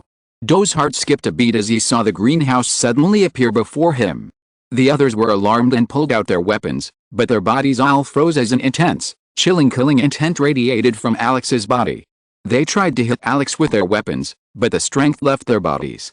The entire place was dyed red and Alex's eyes shone fiercely. Cough. Cough. The bandit's throat went dry and he fell to his knees, unable to bear the pressure crushing him. Even Doe, who had the rank of master, trembled in fear. "The number of people I killed, for one, is enough to cover the entire city. You dared to ask me whether or not I've killed?" Alex sneered. The amount he had killed in the trial of hell was equal to half of the population of this entire world. "Do you know who I am?" Alex asked in an indiscreet tone. The mass, like a frightened rabbit, shook its head. Slap. Doe's jaw dropped a few teeth as he was suddenly slapped. "Why don't you know?" Alex muttered and started slapping him. "Boss, who are you to just say your name? Am I going to bow to you?" Alex grabbed him by the collar and yelled, "Bastard, if he knew who I was, why the hell would he ask you? Even I don't know who I am. And you son of a bitch, How dare you use the name of Lone Wolf when you're using force to scare others? How dare you dirty the name of Lone Wolf, you scum? Alex cursed him and started slapping him over and over again until his face turned red like a tomato and swelled up like a pig. Did your mother teach you? Oh, I get it now. It's not that your mother didn't teach you, but a piece of scum like you didn't like being taught by your mother and ran away from home, and now you're here, working as a bandit. Have you ever thought about your mother? Did you think she'd be proud of you? You're a piece of trash dough. And the bandits who heard his words suddenly felt the world spin. I'm sorry. Please forgive me, Doe cried desperately. I beg you, please don't hit me. I'm not married yet. If I lose all my teeth, what father would give me his daughter? You're right about that. Alex rubbed his chin. I'll spare your life for your future wife, but in return I want something. So what do you want, sir? Money. Alex muttered. To save a life, give me a gold coin. Otherwise, you'll die without a grave, and I'll peel off all your skin and use it as a flag on my carriage. And don't try to deny me, I know you're all pretty rich. We don't have that much money, Doe pleaded. Alex rubbed his chin for a moment and muttered, cough up every penny you have, and besides, you'll be my tour guide in the city of Klex from now on. If you dare to hold back a single penny, I'll kill anyone who tries to hide a single penny. Alex walked away, leaving them stunned and snapping out of their thoughts. They began to take out their money. Your Majesty, aren't we going to kill them? Mordek asked as others surrounded him. No, I changed my mind. There will be more people like this on the way, and we can't just fight them all and waste more time. We'll blend in with them, and with their help we can easily enter the city without much trouble. No one will bother us if we accompany them. But what if they could identify us? Ben asked. No, why do you think I ordered you to use broken things? In your current state, except for Ian and Harry, all of you look no different than bandits, Alex said, causing everyone to choke. They were speechless as they listened to Alex. Alex noticed Mordek's sad look and patted his chest and asked him to give him the spear. Alex held the spear and carefully assessed it as if it was a divine weapon, and out of nowhere, he turned towards the group of bandits and placed the spear on his shoulder and threw it. His hand shot forward like a whip and the spear shot out like a bullet. Bang! With a popping sound, everyone saw a man's head burst like a watermelon. Didn't I tell you to take out all your money? You think you have a special privilege? You dare to cheat this daddy of yours? Seeing the man die like that, everyone held nothing back and took out all their money. Mordek, Ian, Ben, Harry, and the others just blinked like fools. Did he really try to hide the money? Harry asked. Alex just shrugged and muttered, no. I don't know, what? I just want to set an example with this. I was sure they would try to save some. Everyone. Meanwhile, Harry began to get richer and understand why they laughed at him before him. Chapter 214, Bandit Mode activated 3. Doe led Alex's squads into the town, and as expected, the road was filled with bandits trying to loot them. If they were normal merchants, only God knows how many times they would have been robbed. Doe cleared the way for them and gave the excuse that they were all Lone Wolf troops and the carriage contained their looted goods, and no one tried to search for them after Doe's statement. Lone Wolf seemed to be a rather respectable name, and their leader seemed to be at the transcendent rank. Alex wanted his wives to stay behind, but they all wanted to enter the place, and their eyes were full of enthusiasm, as if they were on a picnic. Even Alice, who seemed to have passed by that place quite often, was jumping up and down to tour it as if it was a cultural center. Alex stared at the place that looked like the old Nevin, except the street was filled with all kinds of people. Boss, be careful. These people may look poor and weak, but don't underestimate them, Doe advised Alex and the others. Wonderful sword for 80 silvers, take this protection locket for 10 silvers, strong shield at the price of 50 silvers. The street was filled with street vendors selling all sorts of things.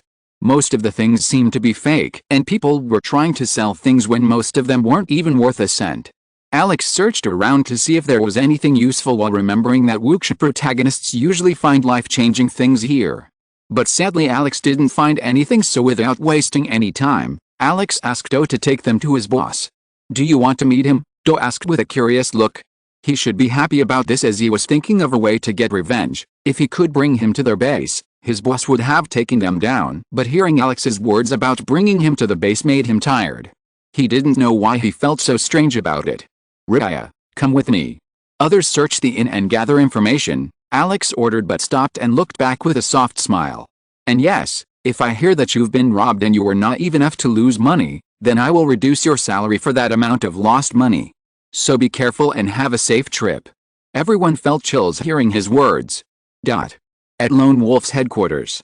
Lone Wolf started his operations as mercenaries but failed to earn enough from it and agreed to loot money, swallowing his reasons.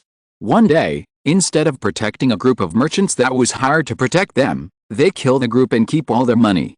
In this way, they turned from mercenaries into bandits and began to grow, but they still maintained their mercenary business since they could pay a good amount for certain orders that involved doing illegal things. It was a normal, peaceful day and the Lone Wolf boss, Werfer, resumed his daily duties of looking at the collection while fiddling with a woman on either side of him who was massaging his shoulder with a sweet, mischievous smile. Knock. Knock. What happened? Werfer asked in an irritated tone as he saw his good times interrupted. Boss, Do had returned and seemed to have raised quite a sum today. He wanted you to meet two people who had come here to make a request of you. They seemed to be quite powerful. Werfer waved his hand asking the woman to leave. The door opened and Do entered, bowing to them, followed by Alex and Raya. After everyone left, Werfer raised his eyebrows at the sight of the dazzling boy and the woman in black. Alex lowered his chair and sat down while Raya stood behind him. Tell me, sir, what request do you have? Kidnapping, murdering someone, stealing goods, or transporting illegal things? What facility do you want? Werfer got straight to the point.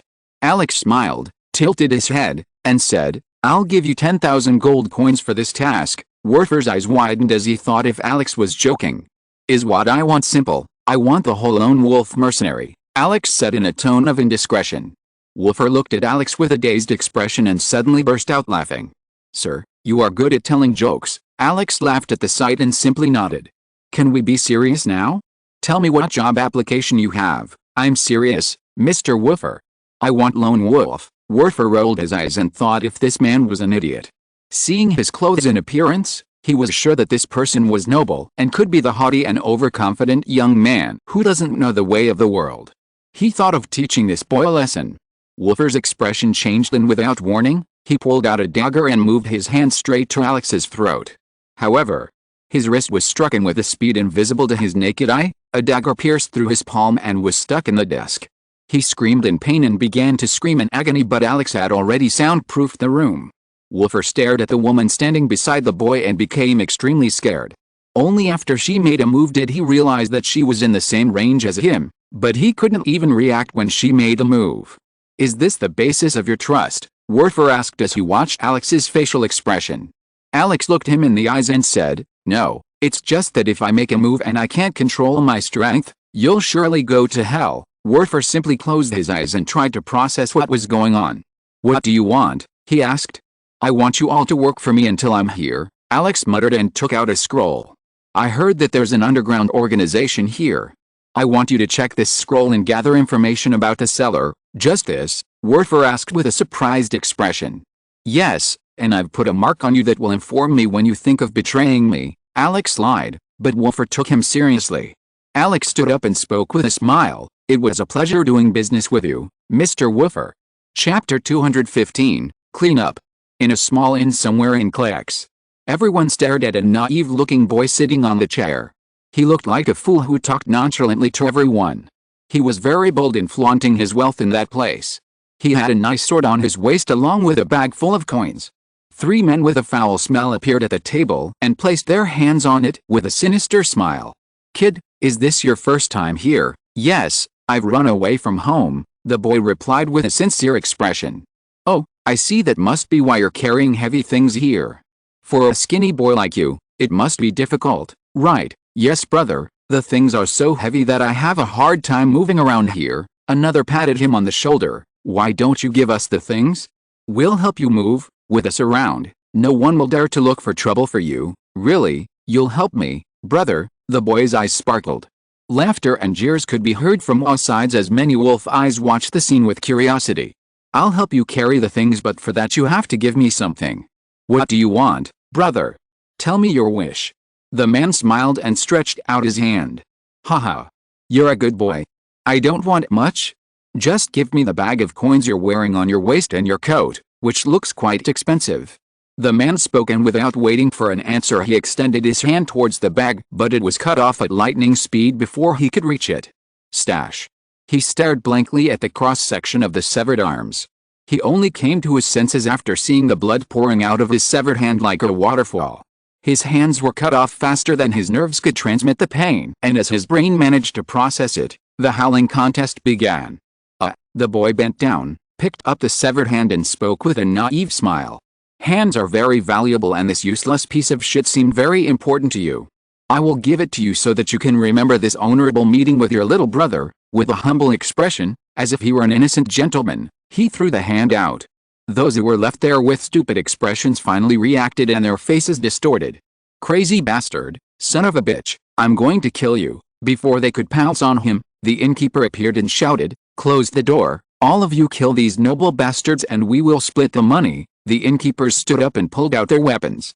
The waitress started laughing at the boy's naivety. The boy looked at the innkeeper with a dumbfounded expression and his eyes began to fill with tears. Hiccup. Hiccup. Sob. Sob. Mr. Innkeeper, I thought you were a good man, but you. The boy cried and his eyes filled with tears. The innkeeper merely sneered and said, boy, be careful in your next life. Don't trust anyone easily. He took a deep breath and muttered, it's okay because I'm a bad boy too. As soon as the words fell, the boy's entire demeanor changed. From a docile rabbit, he turned into a ferocious beast. By the way, thanks for closing the door and saving us trouble, he muttered and waved his hand. Hiss. With a simple, quick horizontal motion, he cut off 3 heads at once and splattered the blood on the people behind. Wow. This feels amazing, he said with a sneer, after which loud moans and screams could be heard from all around. Blood sprayed out and the body fell down and within 5 minutes everything was cleared up. The entire inn had been cleared of insects and pests, while the pest controller sat on the chair folding his legs and looking down giving a haughty look.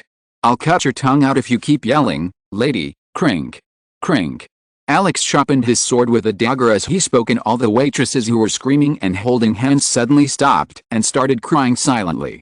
In front of him stood 3 waitresses, 2 waiters and an innkeeper. What a wonderful combination, let me ask you. Is this the first time you've attacked others like this or is this a regular routine for you? Alex asked, looking at the innkeeper. First, the innkeeper stuttered in his speech and seeing Alex's gaze he almost wet his pants. I don't have enough patience, / Just like that, the innkeeper's head was torn off like a piece of cake. It wasn't a big deal. Yet, it wasn't a big deal except for Alex. The waitress who calmed down a bit started to scream loudly again, but her voice was stuck in her throat, unable to come out as Alex sharpened her sword again. Hey, beauty answers my question. No, it's not the first time. Whenever we find a naive fool, they end up in this state, the woman named Marie said. Beside her were Rosie and Frida and Tom was the waiter's name. So, who's in charge of cleaning? It's them. I mean they used to clean up after killing, Frida replied. Can you clean the place? They shook their heads but stopped as they saw Alex's sword shining. We're experts in cleaning. We even have a degree in cleaning. This is nothing to us, they all spoke in the same tone. Alex smiled and pulled the bag placed in front of them. Divide the money amongst yourselves. From now on, this inn belongs to me until I stay here. Now divide the money amongst yourselves. Before, you were betting on the Underground Battle Championship. You could keep 10% of the winnings. If the thought of running away and taking the money comes to your mind, I will personally place your head in the display case for others to marvel at. Chapter 216, Show this gift to everyone. In a dark hallway, a man walked through the place followed by 2 knights. Their eyes were filled with a mixed expression of sadness, hatred, anger, and guilt. He came to the corner of the dark passage and stood before the metal door, behind which was a prison cell.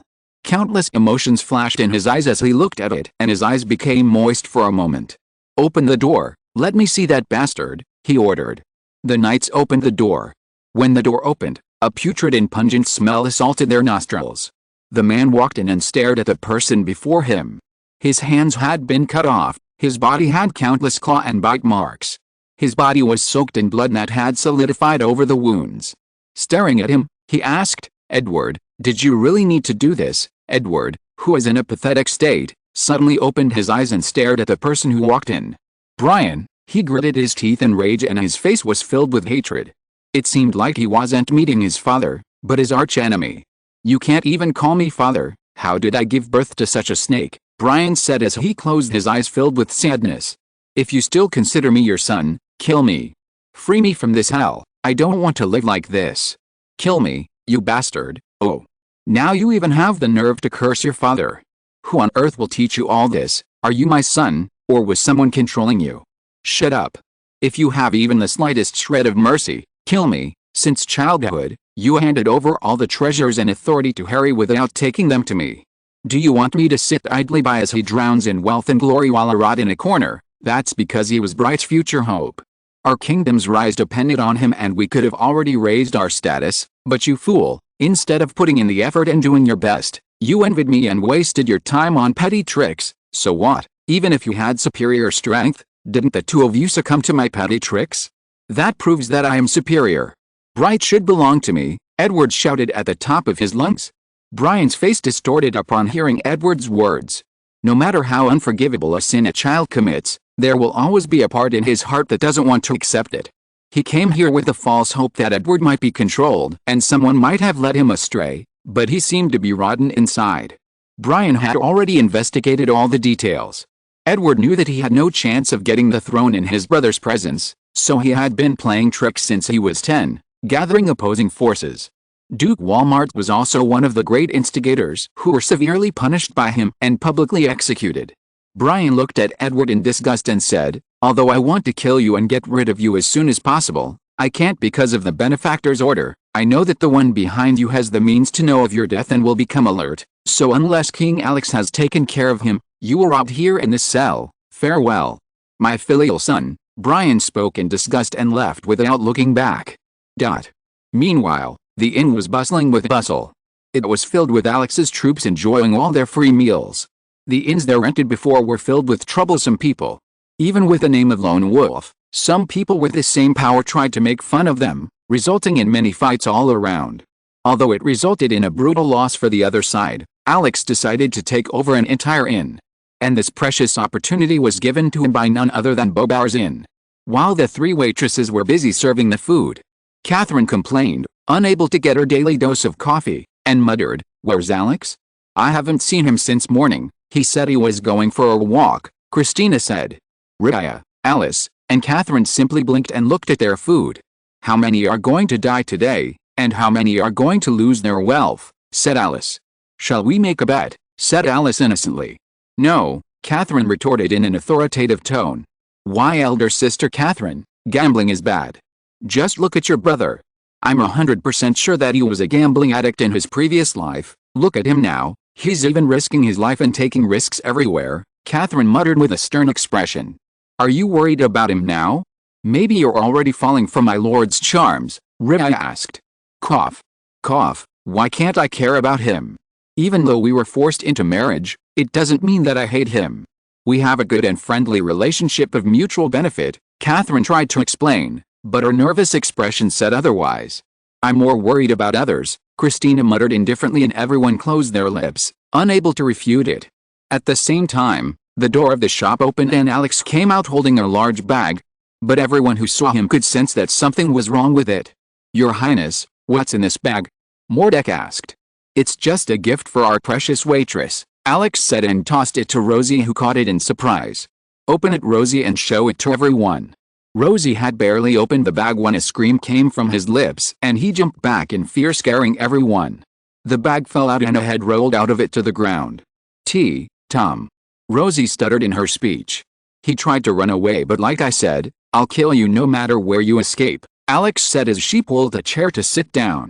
"Alex, can't you find another time to bring that gift? I mean, we're eating here. You're making us lose our appetite," Catherine said angrily. Alex looked around and saw everyone nodding their heads while staring at him. "I'm sorry," Alex smiled bitterly. "Let's talk about the Underground Championship, shall we? We'll split the sum and place our bets. Ian, Harry, Ben, Max, and Antoine are going to participate in it. In case our fighters face off, we'll bet 60% of the sum on whoever wins and the rest on the others. Remember, there are no big bids. We're here to win, not to loot your treasures." Alex spoke, but no one believed his words. Alex gritted his teeth as he saw their distrustful gazes.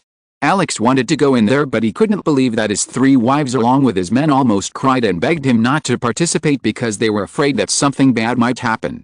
On top of that, experienced warriors can easily discover their farce, and if someone can discern their identity now, then maybe it will all be over. Of course, for them, not for Alex, so in order not to complicate the process they asked Alex not to participate. If you're listening to this novel on a channel other than Fanfic World, it means they downloaded and uploaded it without effort. We cordially invite you to visit our channel, Mundo Fanfic Novelis. There you'll find the original version of this story, and you can explore many other novels of various genres. We're waiting for you to immerse yourself in a world of incredible novels. Chapter 217, Gambling is Bad Except for Me. Underground Battle Championship. It was held twice a year with an interval of 6 months. It was held by the Underground Alliance, a group of psychopaths who were there to enjoy the spectacle and make some money in the process. They would take 15% of the winning bet and make a lot of money from it, since they don't have to spend a single cent except for organizing the competition. In short, they make a lot of money by tricking others. The winner of the tournament wins 5,000 gold coins. The second and third place wins 1,500 respectively, but there are rarely second places since the winner kills the other side most of the time. The winning prize may not seem high, and the real money comes from betting. Odds and profitability play a big role in this. The name of the winner will be posted all over the place. The battle is divided into groups based on ranks, and what made things worse was that there was a group of 12 that consisted of transcendent rank. Except for him and Raya, no one was allowed into the group, and this was the place where big bets were placed. Raya can't enter the public eye as her fighting style is quite similar to the assassin gang, and might reveal her identity as a member of it, and Alex was held back by others. But if push came to shove, he just had to burn his face and disguise himself to infiltrate. There was plenty of time for that, so Alex was able to get some money to calm himself down before it got to that point. The place was like the gladiator arena of ancient Rome. Most of the people were spectators. In the preliminary round, 100 would fight each other and 16 would be selected. And all the participants have to stay here until the end of the match, allowing others to play dirty tricks even before the matches. Welcome to the Battle of Bravery. Did you come as spectators or participants? Alex gritted his teeth. For now I'm a spectator, the man raised his eyebrows and said. The first round of the squire rank starts now, but if you are a higher rank you can be a spectator for now. Alex nodded, handed over the ticket, and walked in. When will the betting start? Alex asked. Once the match starts, or if you're a participant who wants to bet on yourself, you can start right now. I see. Then I'll take my leave. Betting and gambling are bad, but he was an exception. The spectator seats around the battlefield were filled with noisy people. Alex no longer had the rank of squire under him, although that was a good thing, but not for this situation. Alex used his experience and observation to bet 2 gold coins and won 8 gold coins. There were no high stakes, so the odds weren't good. Most of the sets were made with silver coins, and not even the spectators were interested in it. The next match was for the disciple rank, and here it was time for Crazy Max to enter. Come on, Crazy Bull Max, Alex cheered. Catalina and Christina, who were sitting next to him, tried to cover their faces and distance themselves from him. Hey, where are Alice and Raya? Alex asked. They went to have some fun, Catherine said as she looked away. Alex looked at the praying people like fanatics who believed in God, even though they had never prayed in their entire lives. After a series of encounters, it was Max's time. His opponent was calm for a disciple, and Alex could see that the person had been through a lot to get here.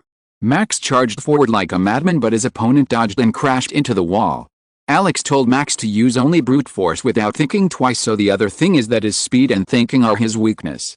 After engaging for a while, Max was panting heavily, and because of the hits here and there he had wounds all over his body, but he surprisingly won the match by outperforming the other in endurance. Many considered him lucky while many others crossed his name off the list. But surprisingly, Max with a swollen body made it to the 16th round. Max, show them that you are no longer a loser who has lost 9,099 matches. Show them that you can use your mind instead of your strength, Alex shouted. People who wanted to bet on him after hearing Max's losing streak again refrained from betting, and the odds of his victory became 5th place. Alex took this opportunity to bid for 20 gold coins along with others. And surprisingly, once again the match was won by Max, who slipped while running forward and hit his opponent, knocking him down. The fight continued. The match was only stopped when the opponent lost his life or was imprisoned. Max, against all odds, made it to the finals. His body was in very bad shape. His face was swollen like a pig's. Blood was dripping from all his wounds. Most of the walls had been damaged by his mad rush. But still, Max steadfastly pushed on to the finals, making the others believe in his unstoppable luck to the point that his odds of winning were quite high. "Poor Max," Catherine said with a sympathetic expression. "Does he have to suffer like this because of your greed? Don't you have an ounce of pity for him?" She glared at Alex angrily. "Catherine, that's part of the body tempering training. He's in the phase of developing a steel body. If I keep eating him, he'll develop a steel body that will evolve into a golden body once I defeat him. I mean, once I train him, isn't Christina right?" Alex stared at her, but she simply looked away, unable to think of what to say upon seeing Alex's shamelessness. This guy's skin was thicker than the bricks of the wall itself. "Shameless, scoundrel, all you do is talk and behave scrupulously," Catherine shouted angrily. But Alex merely rubbed his nose with a satisfied smile. "Thank you for the praise. Being shameless is an art, but having thick skin like mine is a blessing from heaven." "You can't understand, Catherine." Catherine growled at him like a ferocious tigress, but she decided to keep her mouth shut as she felt that her IQ would drop if she continued talking to that guy. When the final match begins, Max and his opponent are given the signal to fight, but as soon as the match begins, Max glared fiercely at his opponents as if he was going to knock them down, arousing everyone's expectations, but as soon as he took a step, he spat out a mouthful of blood, clutching his chest with a pained expression. "I can see defeat," Max muttered and fell to the ground as if he was too tired to even stand, shocking everyone. Those who had spent most of their fortune on him and wanted to turn their lives around were struck by thunder and almost collapsed to the ground, spitting out gallons of blood. Catherine already burned a license for the clandestine alliance while wondering if Alex even wanted to raid her treasure vault. Chapter 218, Black Market. While Alex was in full gambling mode, aiming to reap a huge amount as if he wanted to prove his qualifications as the king of gambling, Alice and Ribaya snuck away from the group with a plan of their own. They headed to the Underground Alliance area that had one of the largest black markets in Kinley, and naturally, the goods being sold there were quite legit. Walking down the narrow and dusty path, Alice, with a mask on her face, watched the little children staring at them with a hunger that could arouse sympathy in a cold-hearted person. But after staying here and learning the information, she naturally knew that these were all acts and that these children worked to assess one's wealth and also act as spies. They have been trained from a young age after these orphans were adopted. If you dare to show them a weak point, they will do their best to sabotage you, so Alice tried her best to ignore them even though her inner self was screaming to help them. Still, she decides to give them some food when she returns. The small, dirty alley leads to a small shop that has access to the black market. She knocked 3 times and a small flap on the door opened. Password? Was there a password to enter this place? Alice bit her tongue and tried to remain calm as she spoke. "You are a pig? You dare ask me for a password? Do you know who I am? There is no one as noble as me in all of Kinley. If I reveal my identity, you will fall to your knees and beg for mercy," Alice said, puffing out her chest proudly. After all, she was not bragging or telling a single lie. If she really revealed her identity, she was afraid that they would piss their pants. "Madam, please forgive me. Do you have the token?" The other side spoke with an embarrassed expression. Nobles usually had tokens, and asking them for a password was a kind of insult to them. Alice was startled again for a moment because she didn't even have that. She had only heard that the lone wolf didn't have that much access to the black market and was having trouble getting the information, so she thought of giving her dear brother a hand, but who knew it was so complex? "I have money," Alice tried to bargain, but Ribaya interrupted her. "Is this the token?" Ribaya asked, and taking out a badge she placed it for the other side to see. "What, a diamond token?" The man checked the token and accessed it. "Shit. Open the door," the man on the other side shouted in bewilderment, and opened the door quickly and fell to his knees. "Please forgive us for showing your unsightly side," they apologized. Ribaya nodded and walked forward, pulling Alice along, who looked at the man with a surprised expression. "Excuse me, this token has great authority." "Great authority? Are you kidding me? You came with her and you don't know about it?" "Madam, the password is for normal people, while the tokens are for VIPs. There are bronze, silver, gold, and diamond grades based on their authority, and only 82 diamond tokens have been issued so far. Each black marker had different passwords, But the token can be used in any black market. Really? Before Alice could scream, Riaya quickly pushed her away so the others wouldn't suspect them. Big sister, where did you get this token? Do you remember the place where I worked before? I got it from one of the men and the leader allowed me to keep it. Then why didn't you say you had this? Alice asked. Because I remembered it just now. I didn't know this token could be used in all black markets. I only used it in Zenith, Riaya muttered. As soon as they set off, the guards wept their sweat and stared at each other. We should report to the higher-ups and let them handle the matter. Alice looked around with eyes filled with excitement and anticipation. The black market was filled with all sorts of interesting things. Everything from weapons to potions could be found. There were even places where one could buy information about others or put a price on an individual and circulate it throughout the empire to make them a hunting target. Various types of secret forces are located here and have vast connections. They planned to find an information guild and ask about it. It was a place where you could do whatever you wanted, so they also wanted to take advantage of other opportunities before telling Alex about this. Klex, an outlaw town, exists solely because of the support of the nobles and others. This place can be used for both good and bad deeds. Big sister, let's go buy a potion. We need it badly, but are they all authentic? Alice asked. Yes, almost everything here is authentic, and since most of the things are smuggled or stolen, the prices are also quite low. Riaya and Alice went out shopping, forgetting even their initial goals. They carefully checked the quality of the things and even tried them out before buying them. As they continued shopping, their shopping was suddenly interrupted by a group of guards searching for them. They surrounded Riaya and Alice, who raised their vigilance upon seeing them. Mom, don't be afraid of us. We're not here to look for trouble, we've come here to invite you on behalf of our lord. Who is your lord? Riaya asked. Our lord is the vice president of the Underground Alliance. Riaya pondered for a moment, thinking what to do next. Big sister, we should leave. If things get ugly, we'll have to reveal my identity. I have this ring that can send out emergency signals. If they dare to harm us, my father will surely raze the place to the ground. Your brother might burn it to ashes before that. Riaya chuckled and followed them. They arrived at a huge mansion. Servants greeted them and brought them before their lord. Welcome, ladies. A man wearing a white mask greeted them and asked them to sit down. Why do you want to meet us? Riaya asked. It's because we wanted to see which diamond token holder entered now. As everyone knows, the situation at Zenith is quite chaotic due to someone's arrival, he chuckled. Some are even talking about it being the return of the fifth prince. Because of that, we have quite a few requests now. What kind of request? Riaya asked. The man raised his head and said, you have to specify the authority for that.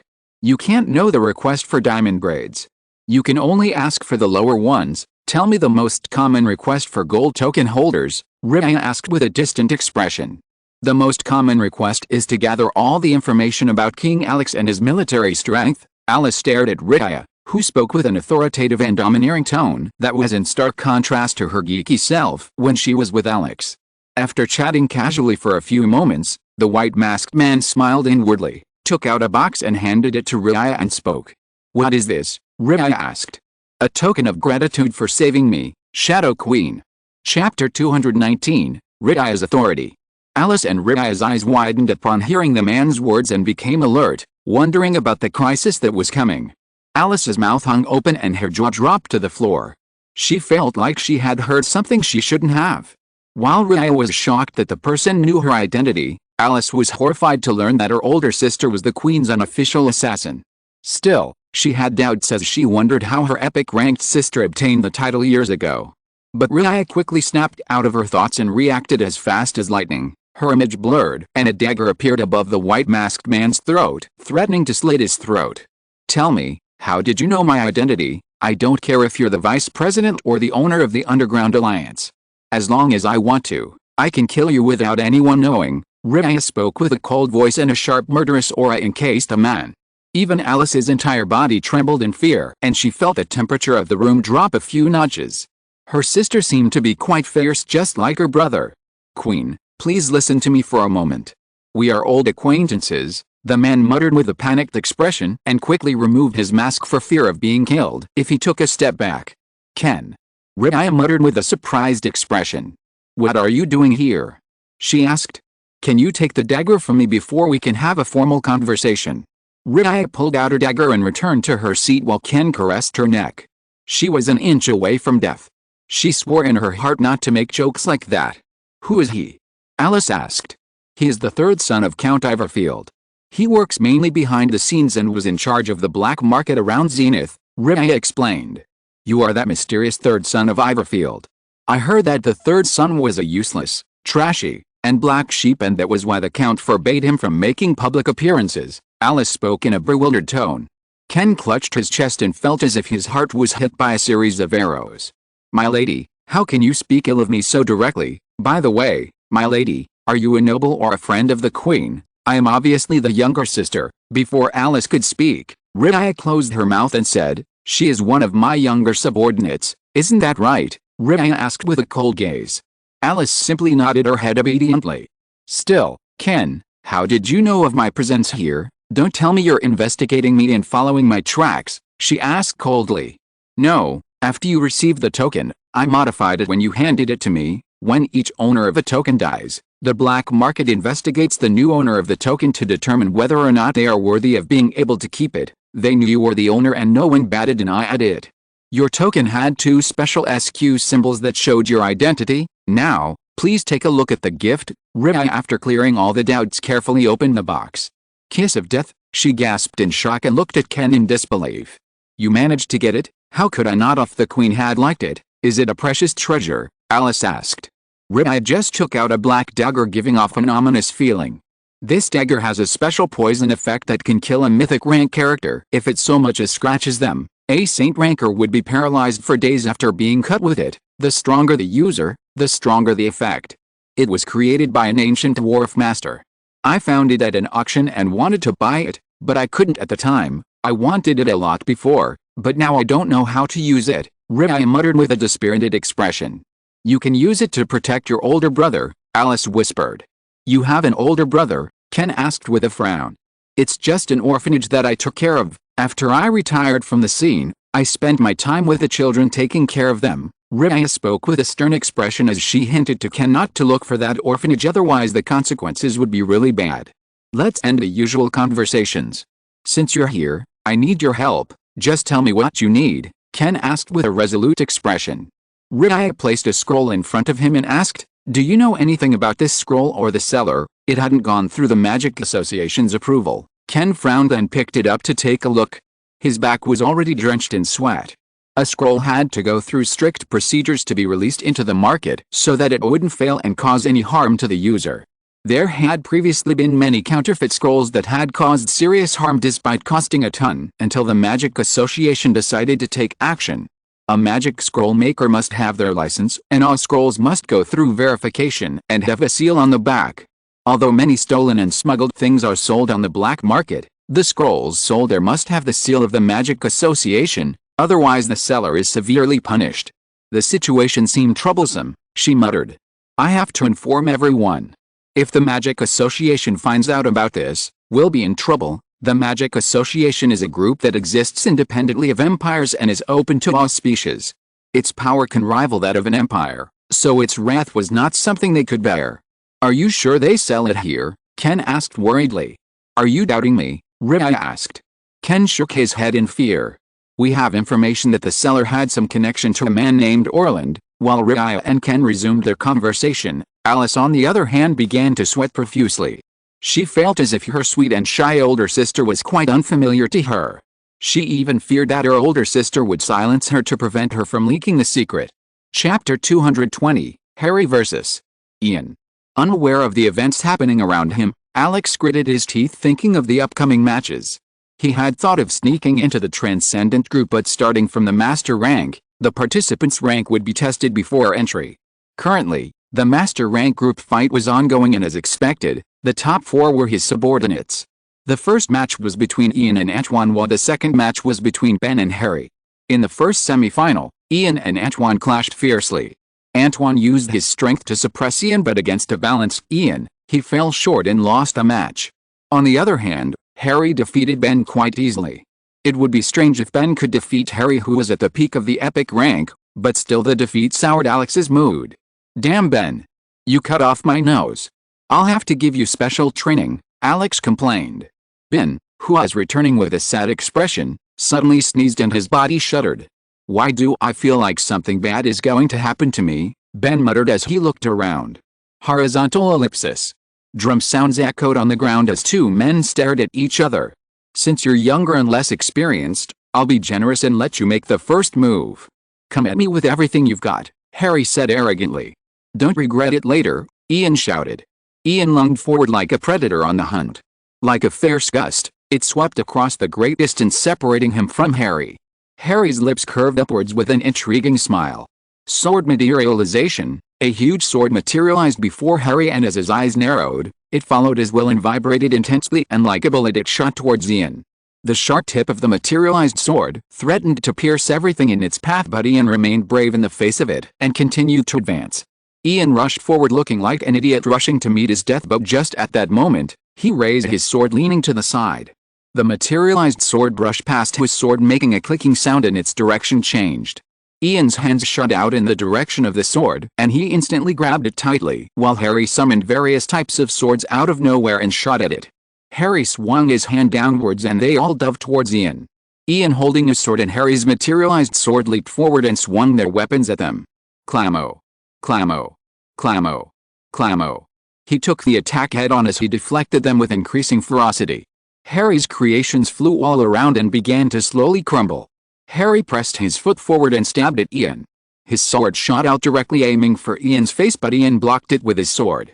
Harry attacked a few more times. His sword was aiming for his left shoulder, but Ian hit the tip of the sword with enough force to change its trajectory. It moved away instead of reaching him. Harry took his sword and aimed for Ian's thigh, but that too was stopped by Ian easily. Ian gracefully blocked and parried Harry without breaking a sweat, but over time, Harry's attack grew more and more ferocious. Harry took a step back and stabbed his sword straight into his torso, but before he could land on him, Ian kicked his wrist out of nowhere, making him lose his target.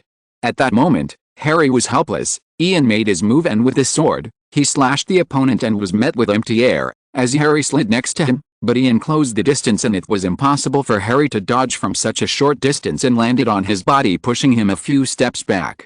They exchanged moves again.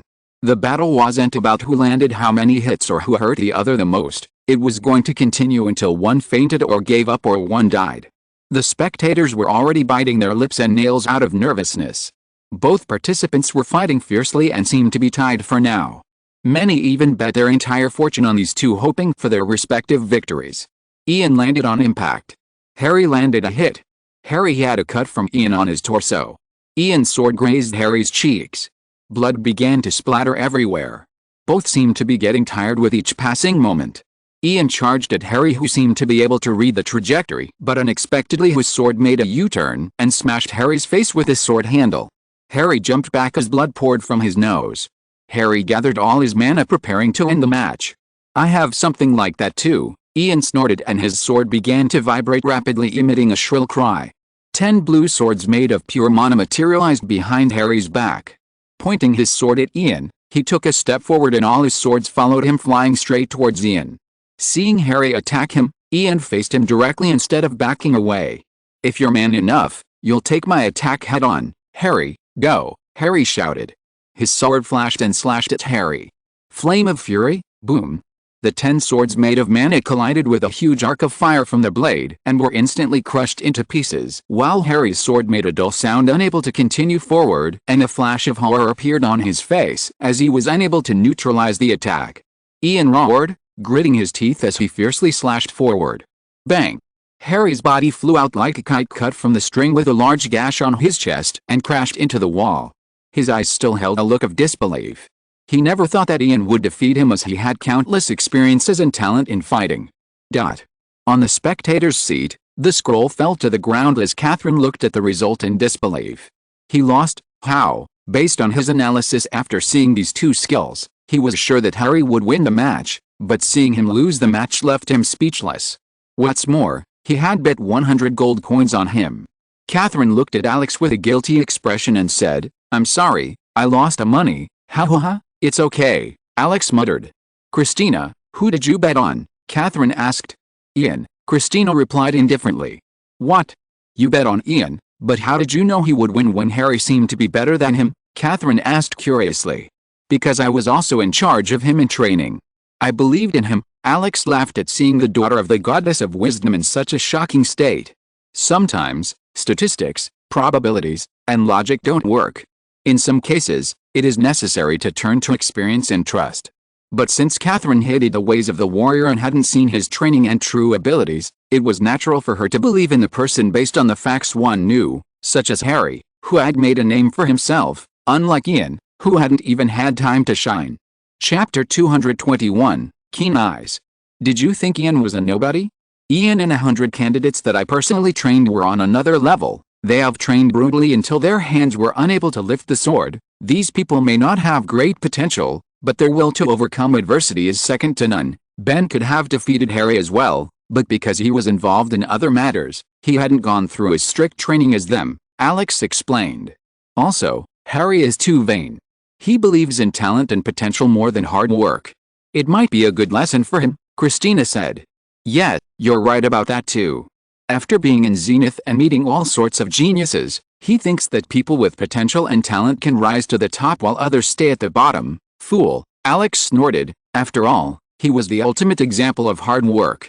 There had been many candidates like him who were lucky enough to enter the goddess shrine and were even personally trained by the goddess of war, but only a handful of them could endure it despite having greater talent.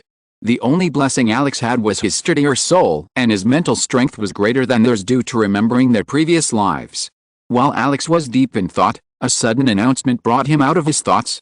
Due to an urgent situation, the next battle will be between transcendent rank groups, and after that, the epic group will be held, and all participants will fight in the actual battle. It was an order from those above for them to make the match more exciting. A loud announcement echoed through the venue. Why the sudden change? This is the first time I've heard of such a thing. What about the bets? The spectators and hardcore gamblers began to complain and shout with aggrieved expressions. A single battle meant that the chance of betting and winning decreased. As they tried to protest, Alex, who was startled by the sudden announcement, suddenly saw Alice come back and sit beside Catherine with a solemn expression. Alice, where's Raya? Huh? My sister is buying dresses. I mean, she's shopping. Alex narrowed his eyes and felt as if something was wrong. You're saying that my wife, who I've never seen wearing any color other than black, is shopping? Are you kidding me? Alex didn't voice his thoughts as the participants filed in, and instead of 12, there were 13. Alex began to examine the participants, but his eyes were caught by a lady wearing a black battlesuit with a huge sword on her back. Alex rubbed his eyes several times. System, my eyes aren't working properly. I haven't activated my eyes of truth, but why do my eyes see her as Raya? Host, don't you think it would be strange if you couldn't even identify your wife after seeing every nook and cranny and remembering it completely? Damn system, Alex cursed and looked at Alice with a smile. Alice, who felt a cold gaze, looked away. My cute little sister Alice, I think we should have a nice chat later. Alice simply nodded her head like a robot while sweating profusely. Raya, why did you come in without telling me anything? And what's that big sword you're carrying on your back? Alex had just seen Raya using a sword to imitate him just to keep in touch, but Alex didn't know if Raya could fight her. Since his wife had participated as a good husband, he should support her. Raya received Alex's gaze, who smiled a little, and giving her a thumbs up, she sent her a small flying kiss. Raya blushed a little. When Raya spoke to Ken, she thought of the idea and asked him to use his authority. She had asked Ken to change the scenarios to a real battle so that everything would end quickly. Also, with this sudden change in order, Alex wouldn't be able to enter here. Knowing him, he would have already come up with a plan to enter the round, so Raya decided to give him a surprise. Meanwhile, Alex looked away from Raya and examined the others. However, this time he saw something that even he couldn't take in. Shit, Alex exclaimed and almost stood up from his seat. Name, Albert Haskell. Rank, Transcendent. Class, Swordsmanship. Talent, able to see through disguise. Born with discerning eyes. Potential, superior discerning eyes. The eyes of discernment were similar to his all-seeing eyes or eyes of truth, which could discern one's character and see through all illusions and disguises. Although they couldn't see individual information like their name and all their details, the power to see through concealment and illusions was already enough. But more than that, this bastard had superior potential. Except for Raya and Christina, this guy is the third person he has seen who has that kind of potential. Alice, did you know anything about Haskell? Alex asked. Alicia tried to search through her memories but couldn't remember anything. She felt as if she had heard the name but couldn't recall it. Alex, I seem to know something about the Haskells, Christina said. They are also fallen noble families like mine. Why did you want to know about them? Christina asked. Alex's expression turned solemn as she looked at the boy and said, we might be looking at a person who could become a legend in the near future. The outcome of the battle seemed already decided. Alex could already guess that if Riaya and that Albert guy clashed with their true strengths, the rest of the cannon fodder would simply fly away worthless.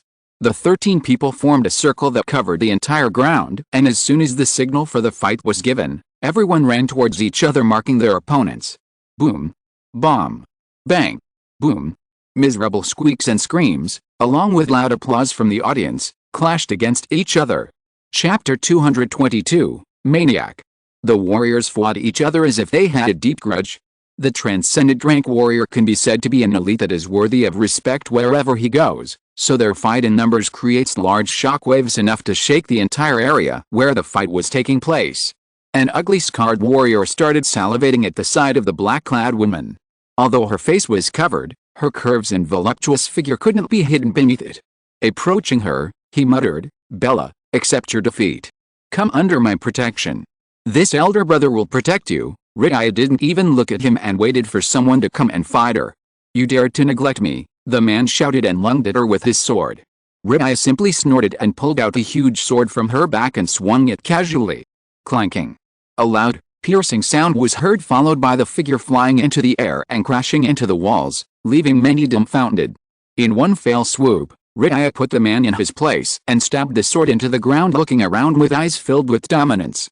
You're lucky my lord didn't struggle, otherwise I would have already cut you into pieces for provoking him. Riaya sneered and stood there. The others were shocked to see the lady with a large sword standing there casually, which angered them and they rushed towards her. Riaya pulled out a huge sword and gripped the hilt tightly, moving forward with difficulty. The ground beneath her cracked and she appeared before them in an instant, and she used her momentum to twist her body to generate a greater amount of force and swung her sword along with her body, taking a full body rotation. Boom. A fierce collision occurred between them, and their eyes widened in disbelief as their arms went numb and their vision went dark. Before they could comprehend what was going on, they were easily knocked out. Albert, who was holding back his strength as he tried to deflect his opponent's attack, suddenly saw the scene and his eyes sparkled with curiosity and he almost jumped in joy. I finally found a worthy opponent. He was fed up with meeting mediocre opponents, and in order to spread his name across the world, he needed to face a stronger opponent to gain experience, but what he got were only mediocre opponents who fell after receiving a few of his attacks, so he came here to see if there was anyone worthy among them. And he finally found that lady who seemed quite strong. Albert unleashed his strength and kicked the one in front of him, sending him flying. Get out of my way, he shouted, sending everyone in his path flying into the air. Riaya, who was fighting with another, suddenly sensed danger and raised her sword to use as a shield. Bang! Her sword was struck hard and the impact forced her back a few steps. There were drag marks on the ground as he was pushed. She raised her head and saw a man holding a sword and giving her a sinister smile. Madam, please fight me with all your might. Before Riaya could respond, the man already appeared before her and swung his sword. Riaya swung her sword at the man, but Albert simply slipped and closed the distance. He struck her, stabbing her with his sword. Riaya's pupil constricted, and she twisted her body to avoid it, but it brushed past her and formed a small cut on her waist. Riaya quickly pulled back her sword and jumped back while looking at her wounds. Her expression twisted and she stared at the man coldly. Riaya held the great sword and launched a slash that reached Albert like a knife, cutting downwards. The momentum was so strong that the transcendent warriors on the sides even forgot to breathe for a moment as the pressure spread everywhere. If they were under her attack, they were sure they wouldn't live to tell the tale. But Albert's expression stiffened as he noticed something strange. An icy cold aura erupted from his body, and seeing the opponent attack, he simply stood still and raised his sword. Bomb! It sounded like a wooden sword trying to cut a metal sword. Are you kidding me? Albert shouted furiously, and his aura soared. The great sword began to freeze, shocking Riaya. Albert struck out with a downward slash, causing Riaya to lose her balance, and then retaliated heavily by striking the greatsword with all his might. The frozen greatsword couldn't bear the brunt of Albert's attack, who seemed hell-bent on destroying it. The sword vibrated and suddenly burst into pieces as the impact passed through the sword into Riaya's body, and like a ragdoll, she flew backwards into the walls and crashed into them. Albert looked at the scene and roared furiously, "I'm here to hone my skills, not to waste time entertaining people. I see that you're a novice in using great swords and you didn't even take the fight seriously. Fight me properly with your real weapons. Give me everything you've got. Don't play tricks on me," Albert roared angrily. For a moment he even felt humiliated as the other party held back when he made clear his intention to give it his all from the start. Riaya stood up against the wall and wiped the blood off her lips that had already stained the part of her hood. She staggered to her feet and looked at her hands that had a layer of ice on them and felt her hands go numb. The earlier blow had forced the man's mana to invade her body. Riaya crouched down and grabbed the ground, which began to crack, after which a small layer of ice formed as Riaya forced the opposing mana out. Standing up, she stared at Alex for a moment. "I have disgraced my lord," Riaya thought. She thought that she would surprise the lord, but who knew there was such a monster here? Riaya pulled out her dagger but then heard a weak voice in her head. "Accept defeat." Her body shook and she looked at Alex's solemn expression. Alex knew that Riaya could defeat her, but that might expose her fighting style in a place where there were countless hidden eyes. The gains did not make up for the losses. And as for money, she had already earned a lot. There was no need to give in to greed to earn more by taking more risks. Albert noticed Riaya's expression, and following his gaze he heard him staring at Alex with bloodshot eyes. Realizing the situation, he wanted to scream. But he froze as soon as he saw him. He could see a monster, a real monster in human clothes hiding under the mask. His eyes could see it. At first glance, he could see that the man was special. But even after sensing the danger, his blood boiled with the intentions to fight. "I can't let this opportunity pass me by. I have to fight him, even if it puts my life at stake. You fight me. I challenge you," Albert shouted, pointing at Alex. Chapter 223, Maniac 2. Alex, who was worried about Riaya's safety and gathered his courage and asked her to quit the match, suddenly stumbled and almost fell on his butt upon hearing Albert's words. He stared at him, unable to speak. He simply stood up and passed the message to Riaya in his head, but who would have thought that this man, after seeing him, would directly challenge him? "Why do you want to fight me?" "I don't know you and I don't hold a grudge against you," Alex asked. "I want to fight you to become stronger. If you fight me with all your might regardless of the outcome, I swear on my name that I will give you a treasure." Where the hell did this maniac come from? Only a handful of people, who can be counted on one hand, are born with the ability to see. Instead of using it calmly, this guy goes around trying to provoke people. Does this kid also have a mental disability? "Sorry, I'm a weakling. You can see my rank. I'll be crushed by you guys like an ant," Alex muttered and signaled for the others to quickly leave as soon as possible. Alex signaled to Riaya, who used her stealth technique to disappear, but Albert, who could still see through her, suddenly roared in anger. "Fight me, otherwise I'll kill this girl no matter what it takes." Alex was turning to leave and suddenly froze on the spot and took a step. He shouted, "What did you say?" A strong killing intent radiated from his body and everything faded away. The spectator seats began to shake and they felt a strong pressure descend upon them as it pinned them down. It was fortunate that Alex was wearing a mask, otherwise his identity might have been exposed. Catherine, Christina, and Alice, who were beside him, were suddenly pushed away like feathers and thrown to the ground. "I said I would kill this girl. I can see the deep obsession and lust for you deep within her. You occupy an important position in her life, and she will as well. If you want to save her, fight me," Albert roared, trying to intimidate Alex. Alex spoke no more and his image blurred. He appeared directly in front of him and threw a punch at him. The man's lips curved upwards and he quickly dodged. He threw his elbow but Alex dodged it and, appearing behind him, grabbed his neck and shoulder, flying into the sky and disappearing from the other sight, leaving everyone here with a stunned expression. After they disappeared, others breathed a sigh of relief but were speechless about the scene that occurred there, as many screamed for the outcome of the match. After all, their money was at stake. Alice and the others stood up while brushing the dust off their clothes. "Big brother is angry. He might lose control. He didn't want to fight, so why the hell did that maniac have to provoke him? This madman." Everyone turned their heads to see Mordek cursing Alex while coughing up sand and dust. He wanted to fight him when he talked about the treasure. He could have looked for it another time, but that guy spoke ill of Riaya, Christina muttered. "Although I'm sure he won't die, his life from this point on will be filled with misery," Catherine said. Still, from Alex's expression, "I can already discern that Albert is no ordinary individual," Christina muttered. "Rather than thinking about that, we should get out of here as quickly as possible," Mordek shouted. Horizontal ellipsis. Alex firmly grabbed Albert's shoulder, and with a quick sigh, he flew out of Klex City heading towards the forest. Albert tried to break free from Alex's grip, but was afraid of falling from such a height, which could mean game over for him. He didn't want to die before a fight nor end up injured. Alex flew over the forest and found a suitable spot. He quickly descended and threw Albert down. Boom. Boom. Boom. Albert's body crashed into the trees, breaking them again and again, after which he slid across the ground for a distance. Albert coughed loudly to get the dust particles out and spat out blood as he stood up. Bomb. Alex landed in front of him with a loud bang. His expression was quite scary, as if he was going to fight a life or death match. I knew you wanted to bully me with all that nonsense. But didn't anyone teach you that one should respect others first? I thought about fighting you secretly, but seeing that you want to dig your own grave, who can stop you? Alex's authoritative tone echoed in Albert's words.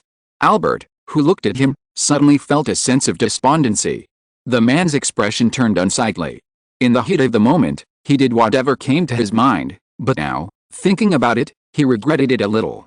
After all, if this man was close to that woman, it would make sense for this guy to be angry at him, but now that he had already taken a step forward, he can't turn back. If you want me to apologize, then beat me. Give me everything you've got. The biggest fist had the right to decide everything. Victory will decide who is right or wrong, Albert shouted. Fine, Alex muttered as his eyes glinted dangerously. You shameless piece of shit. You're trying to take down a young man like this when you can be my uncle by age? Stop lying. I knew you were hiding your strength. My eyes can't see through you, though I have a great gift for discerning others. Stop the nonsense, let me tell you. I'm an epic rank and I'm under 20 years old. Albert, hearing this, was speechless for a moment and shouted. Stop the nonsense, you liar. There's nothing wrong with accepting the truth, this madman, Alex complained. Let's get started, Albert shouted, and in an instant he appeared before Alex. He pointed the tip of his sword, which shot towards him like a cannon. As the sword shot towards him, Alex felt a great pressure under the sword. Alex could even feel the suppression due to the difference in rank between them. However, this guy found the wrong match today. Bomb. Alex thrust his sword, and as both tips collided, shockwaves arose due to the clash. Both Albert and Alex were pushed back a few steps. As the two of them separated, Albert felt his blood boil from excitement. I thought I was the biggest madman, but this guy's level is way above me. No, it can't be. I have to level up. I have to show him who the real boss is. Neither of them made any moves, but they released their full strength.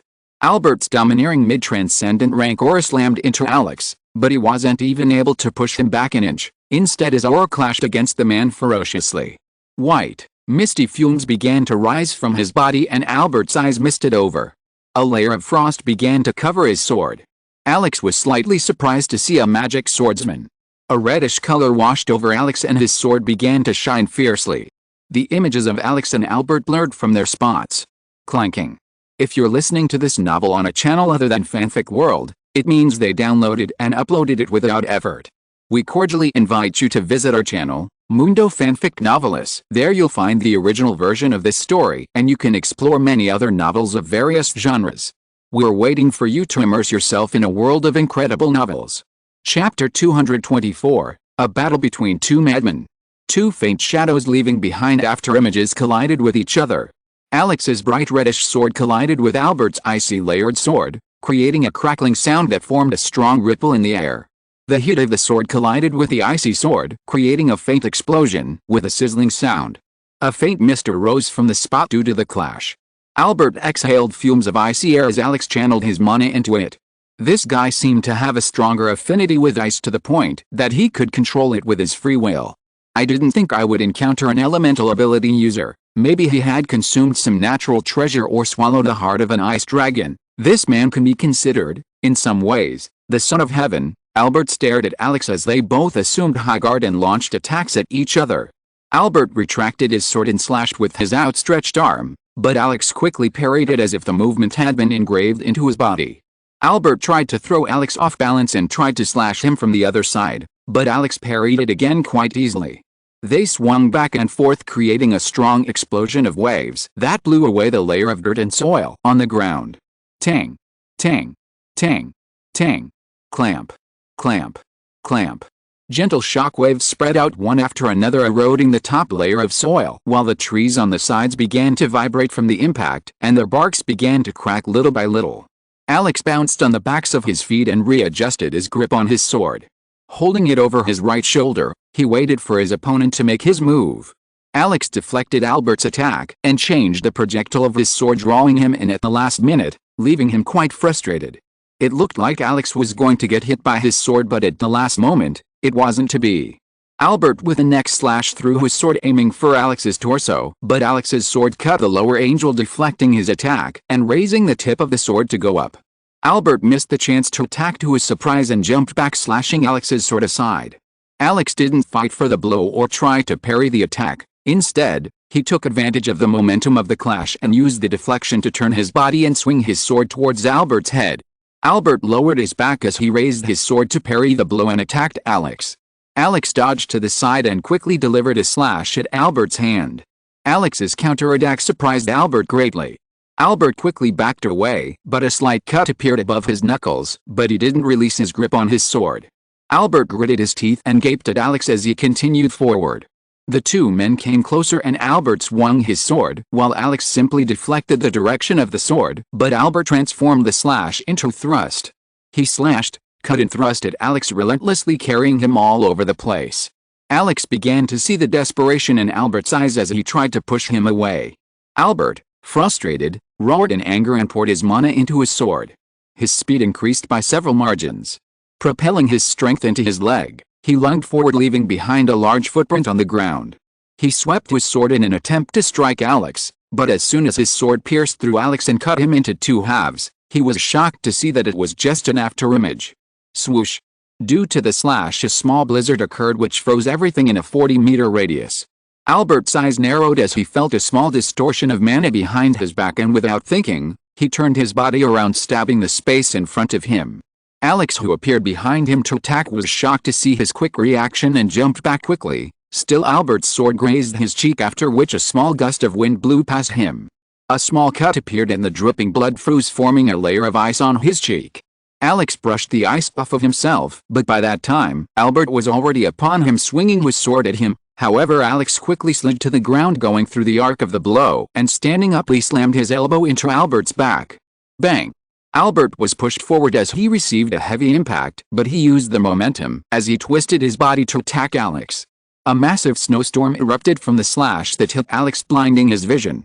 A strong gust of freezing winds attacked him, dragging him back as the strong slash that appeared before him suddenly erupted before him, exploding into an icy layer of ice that rained down on him, trying to freeze him. Bam! Alex flinched a bit as he was suddenly hit by frost, and icy mana tried to invade his body as everything around him froze and began to crumble into pieces of ice. Alex's upper body was frozen solid by the layer of ice. Tantrum! With a heavy, ragged breath, Albert looked at the snow cloud in front of him. He thought that his attack could have frozen Alex into a statue, which would have given him victory. But his hopes were dashed when he saw a bright red sword being swung, and then a sound similar to that of torn paper reached his ears. Shit! The layer of fog and the snow cloud were cut apart and blown away by the wind. A strong gust of wind blew and everything dissipated around the place, and Alex's figure emerged covered in snow like a snowball. As Alex circulated his mana, the snow melted, emitting small vapors. Alex's body erupted with a strong aura, and with every step he took, the ground beneath him cracked. Alex, with a large grin on his face, raised his sword towards Albert with a smirk. Madman! Your time's up.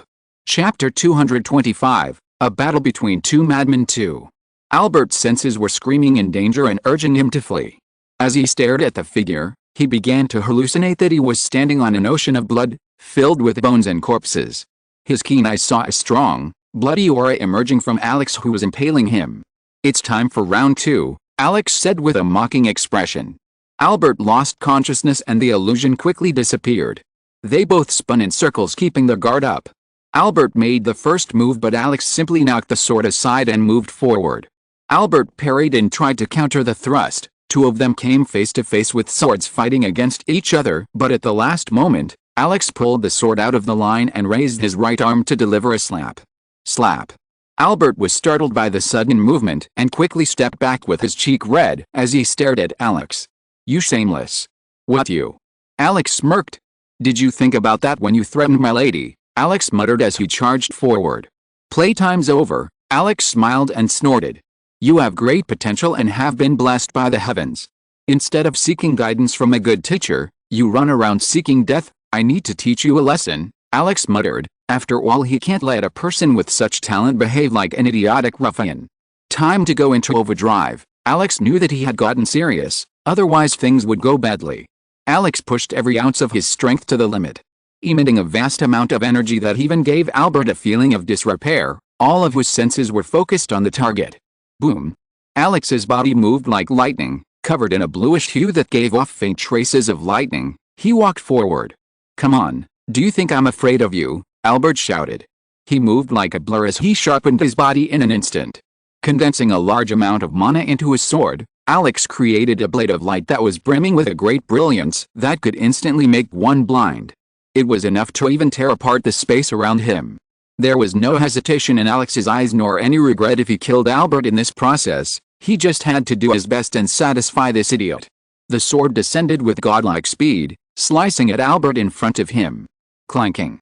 Sparks flew as Albert easily stopped his full blow, but his legs stumbled and fell to the ground, forming a small pit that startled him. He quickly pulled his leg out, slammed the ground and coated his sword in mana and slashed at Alex. Aumm. The echoes of the devastating impact traveled through the air and the ground began to crack, but Alex seemed unaffected even though the surroundings suffered greatly. Brilliant. Alex made his next strike and spun his sword, and Alex, a blurry being, appeared behind Albert and swung his sword at him. Albert, as if he had an eye in his back, slashed backwards by twisting his body without even turning his head. Swish. Alex's body was torn apart, but to Albert's surprise, the shattered body began to disperse into mana. Clone. Albert shrieked, and before he could react, Alex twisted his legs and slammed his feet into Albert's torso, sending him flying. Albert twisted his body in midair and landed on his feet, but leaving behind a bolt of lightning. Alex appeared before him as he attacked him. Albert screamed and a dense, icy aura erupted from his body and attacked Alex with Hellstorm. Alex exhaled, leaving behind mist vapors, and Albert's attack wasn't enough to stop him. Bringing both arms down with a strong vertical strike, Alex slashed. Heavy iron swordsmanship. Alex's sword became heavy and all the force was concentrated into a single point. The tip of the sword that was going to crash into the enemy was condensed with all his strength. Albert raised his sword, upon which a mini tornado of snow swirled. Boom. The light filled the entire area with a blinding flash that expanded in radius. The eruption threw debris and scattered it everywhere. Alex generated a shield to defend himself from the freezing cold. The destructive capacity of the attack knocked down Albert's defense, who fell to the ground due to the strong blow, and not even the ground could support him. When the thick smoke disappeared, Albert crouched down, leaning on the broken tip of his sword. I can't lose. I can't lose now, he muttered. Standing up, he raised his hand. Mana swirled around him and ice began to materialize, taking shape and forming forms. Try this. A laugh escapes Albert's lips as he throws a spear in Alex's direction. Wham! Space was torn apart as the long, sharp spear was projected towards me. The insane speed of the attack was enough to shatter everyone in front of it. Albert had put almost everything into it and enhanced it as much as he could. The spinning spear launched itself towards Alex with a massive burst of energy. Alex raised his sword towards his right arm as he looked at the incoming attack. Piercing thrust. Alex smiled and stabbed out with his sword, and his hand shot out like a whip, firing a massive concentrated pressure that cut through everything in front of him. Aumm. Everything before Alex was cut from the ground into the air as the spear burst and exploded into ice shards, vaporizing everything in front of him. The remaining force of the pressure struck Albert and sent him flying backwards like a doll dripping with blood. With a look of disbelief on his face, he stared aimlessly into the sky with an ugly expression. His entire body was aching because he had pushed himself too hard and suffered the repercussions of using his ice ability too much, and his blood was clotted inside him. In a way, his situation was quite bad, and if not treated properly, the clot could render some of his body's functions useless and he could become crippled or die. I can't die here, otherwise all my hard work and journey in search of strength would be in vain. Albert gritted his teeth, trying to stay conscious as he endured the pain. He heard the sound of footsteps and looked around to hear a voice. If I were you, I would have committed suicide rather than lose a person of a lower rank than me. That means you're an epic rank. You didn't hide your rank, Albert said with an expression of shock and disbelief. Bastard, how many times do I have to say that I'm an epic rank? It's your fault for thinking that I'm hiding my strength, Alex shouted. As if the last straw had broken, Albert's eyes went lifeless and he coughed out black blood with a pained expression. He still thought that this guy had held back a little and that he might have completely lost if he used his full strength. At first, he saw him as an obstacle and by defeating him he could advance further, but the more he fought, the more he felt that this guy wasn't serious and still had some tricks up his sleeve. If Albert knew that what Alex was holding back were magic spells and blessings from the goddess to increase his physical prowess instead of his rank, he might die of shock. End of this chapter. Thank you very much for reaching the end. Don't forget to like. Looking for more exclusive content and immediate access? Subscribe to our Patreon. Remember, every like, subscription, or donation encourages us to continue. Thanks to everyone. See you in the next video.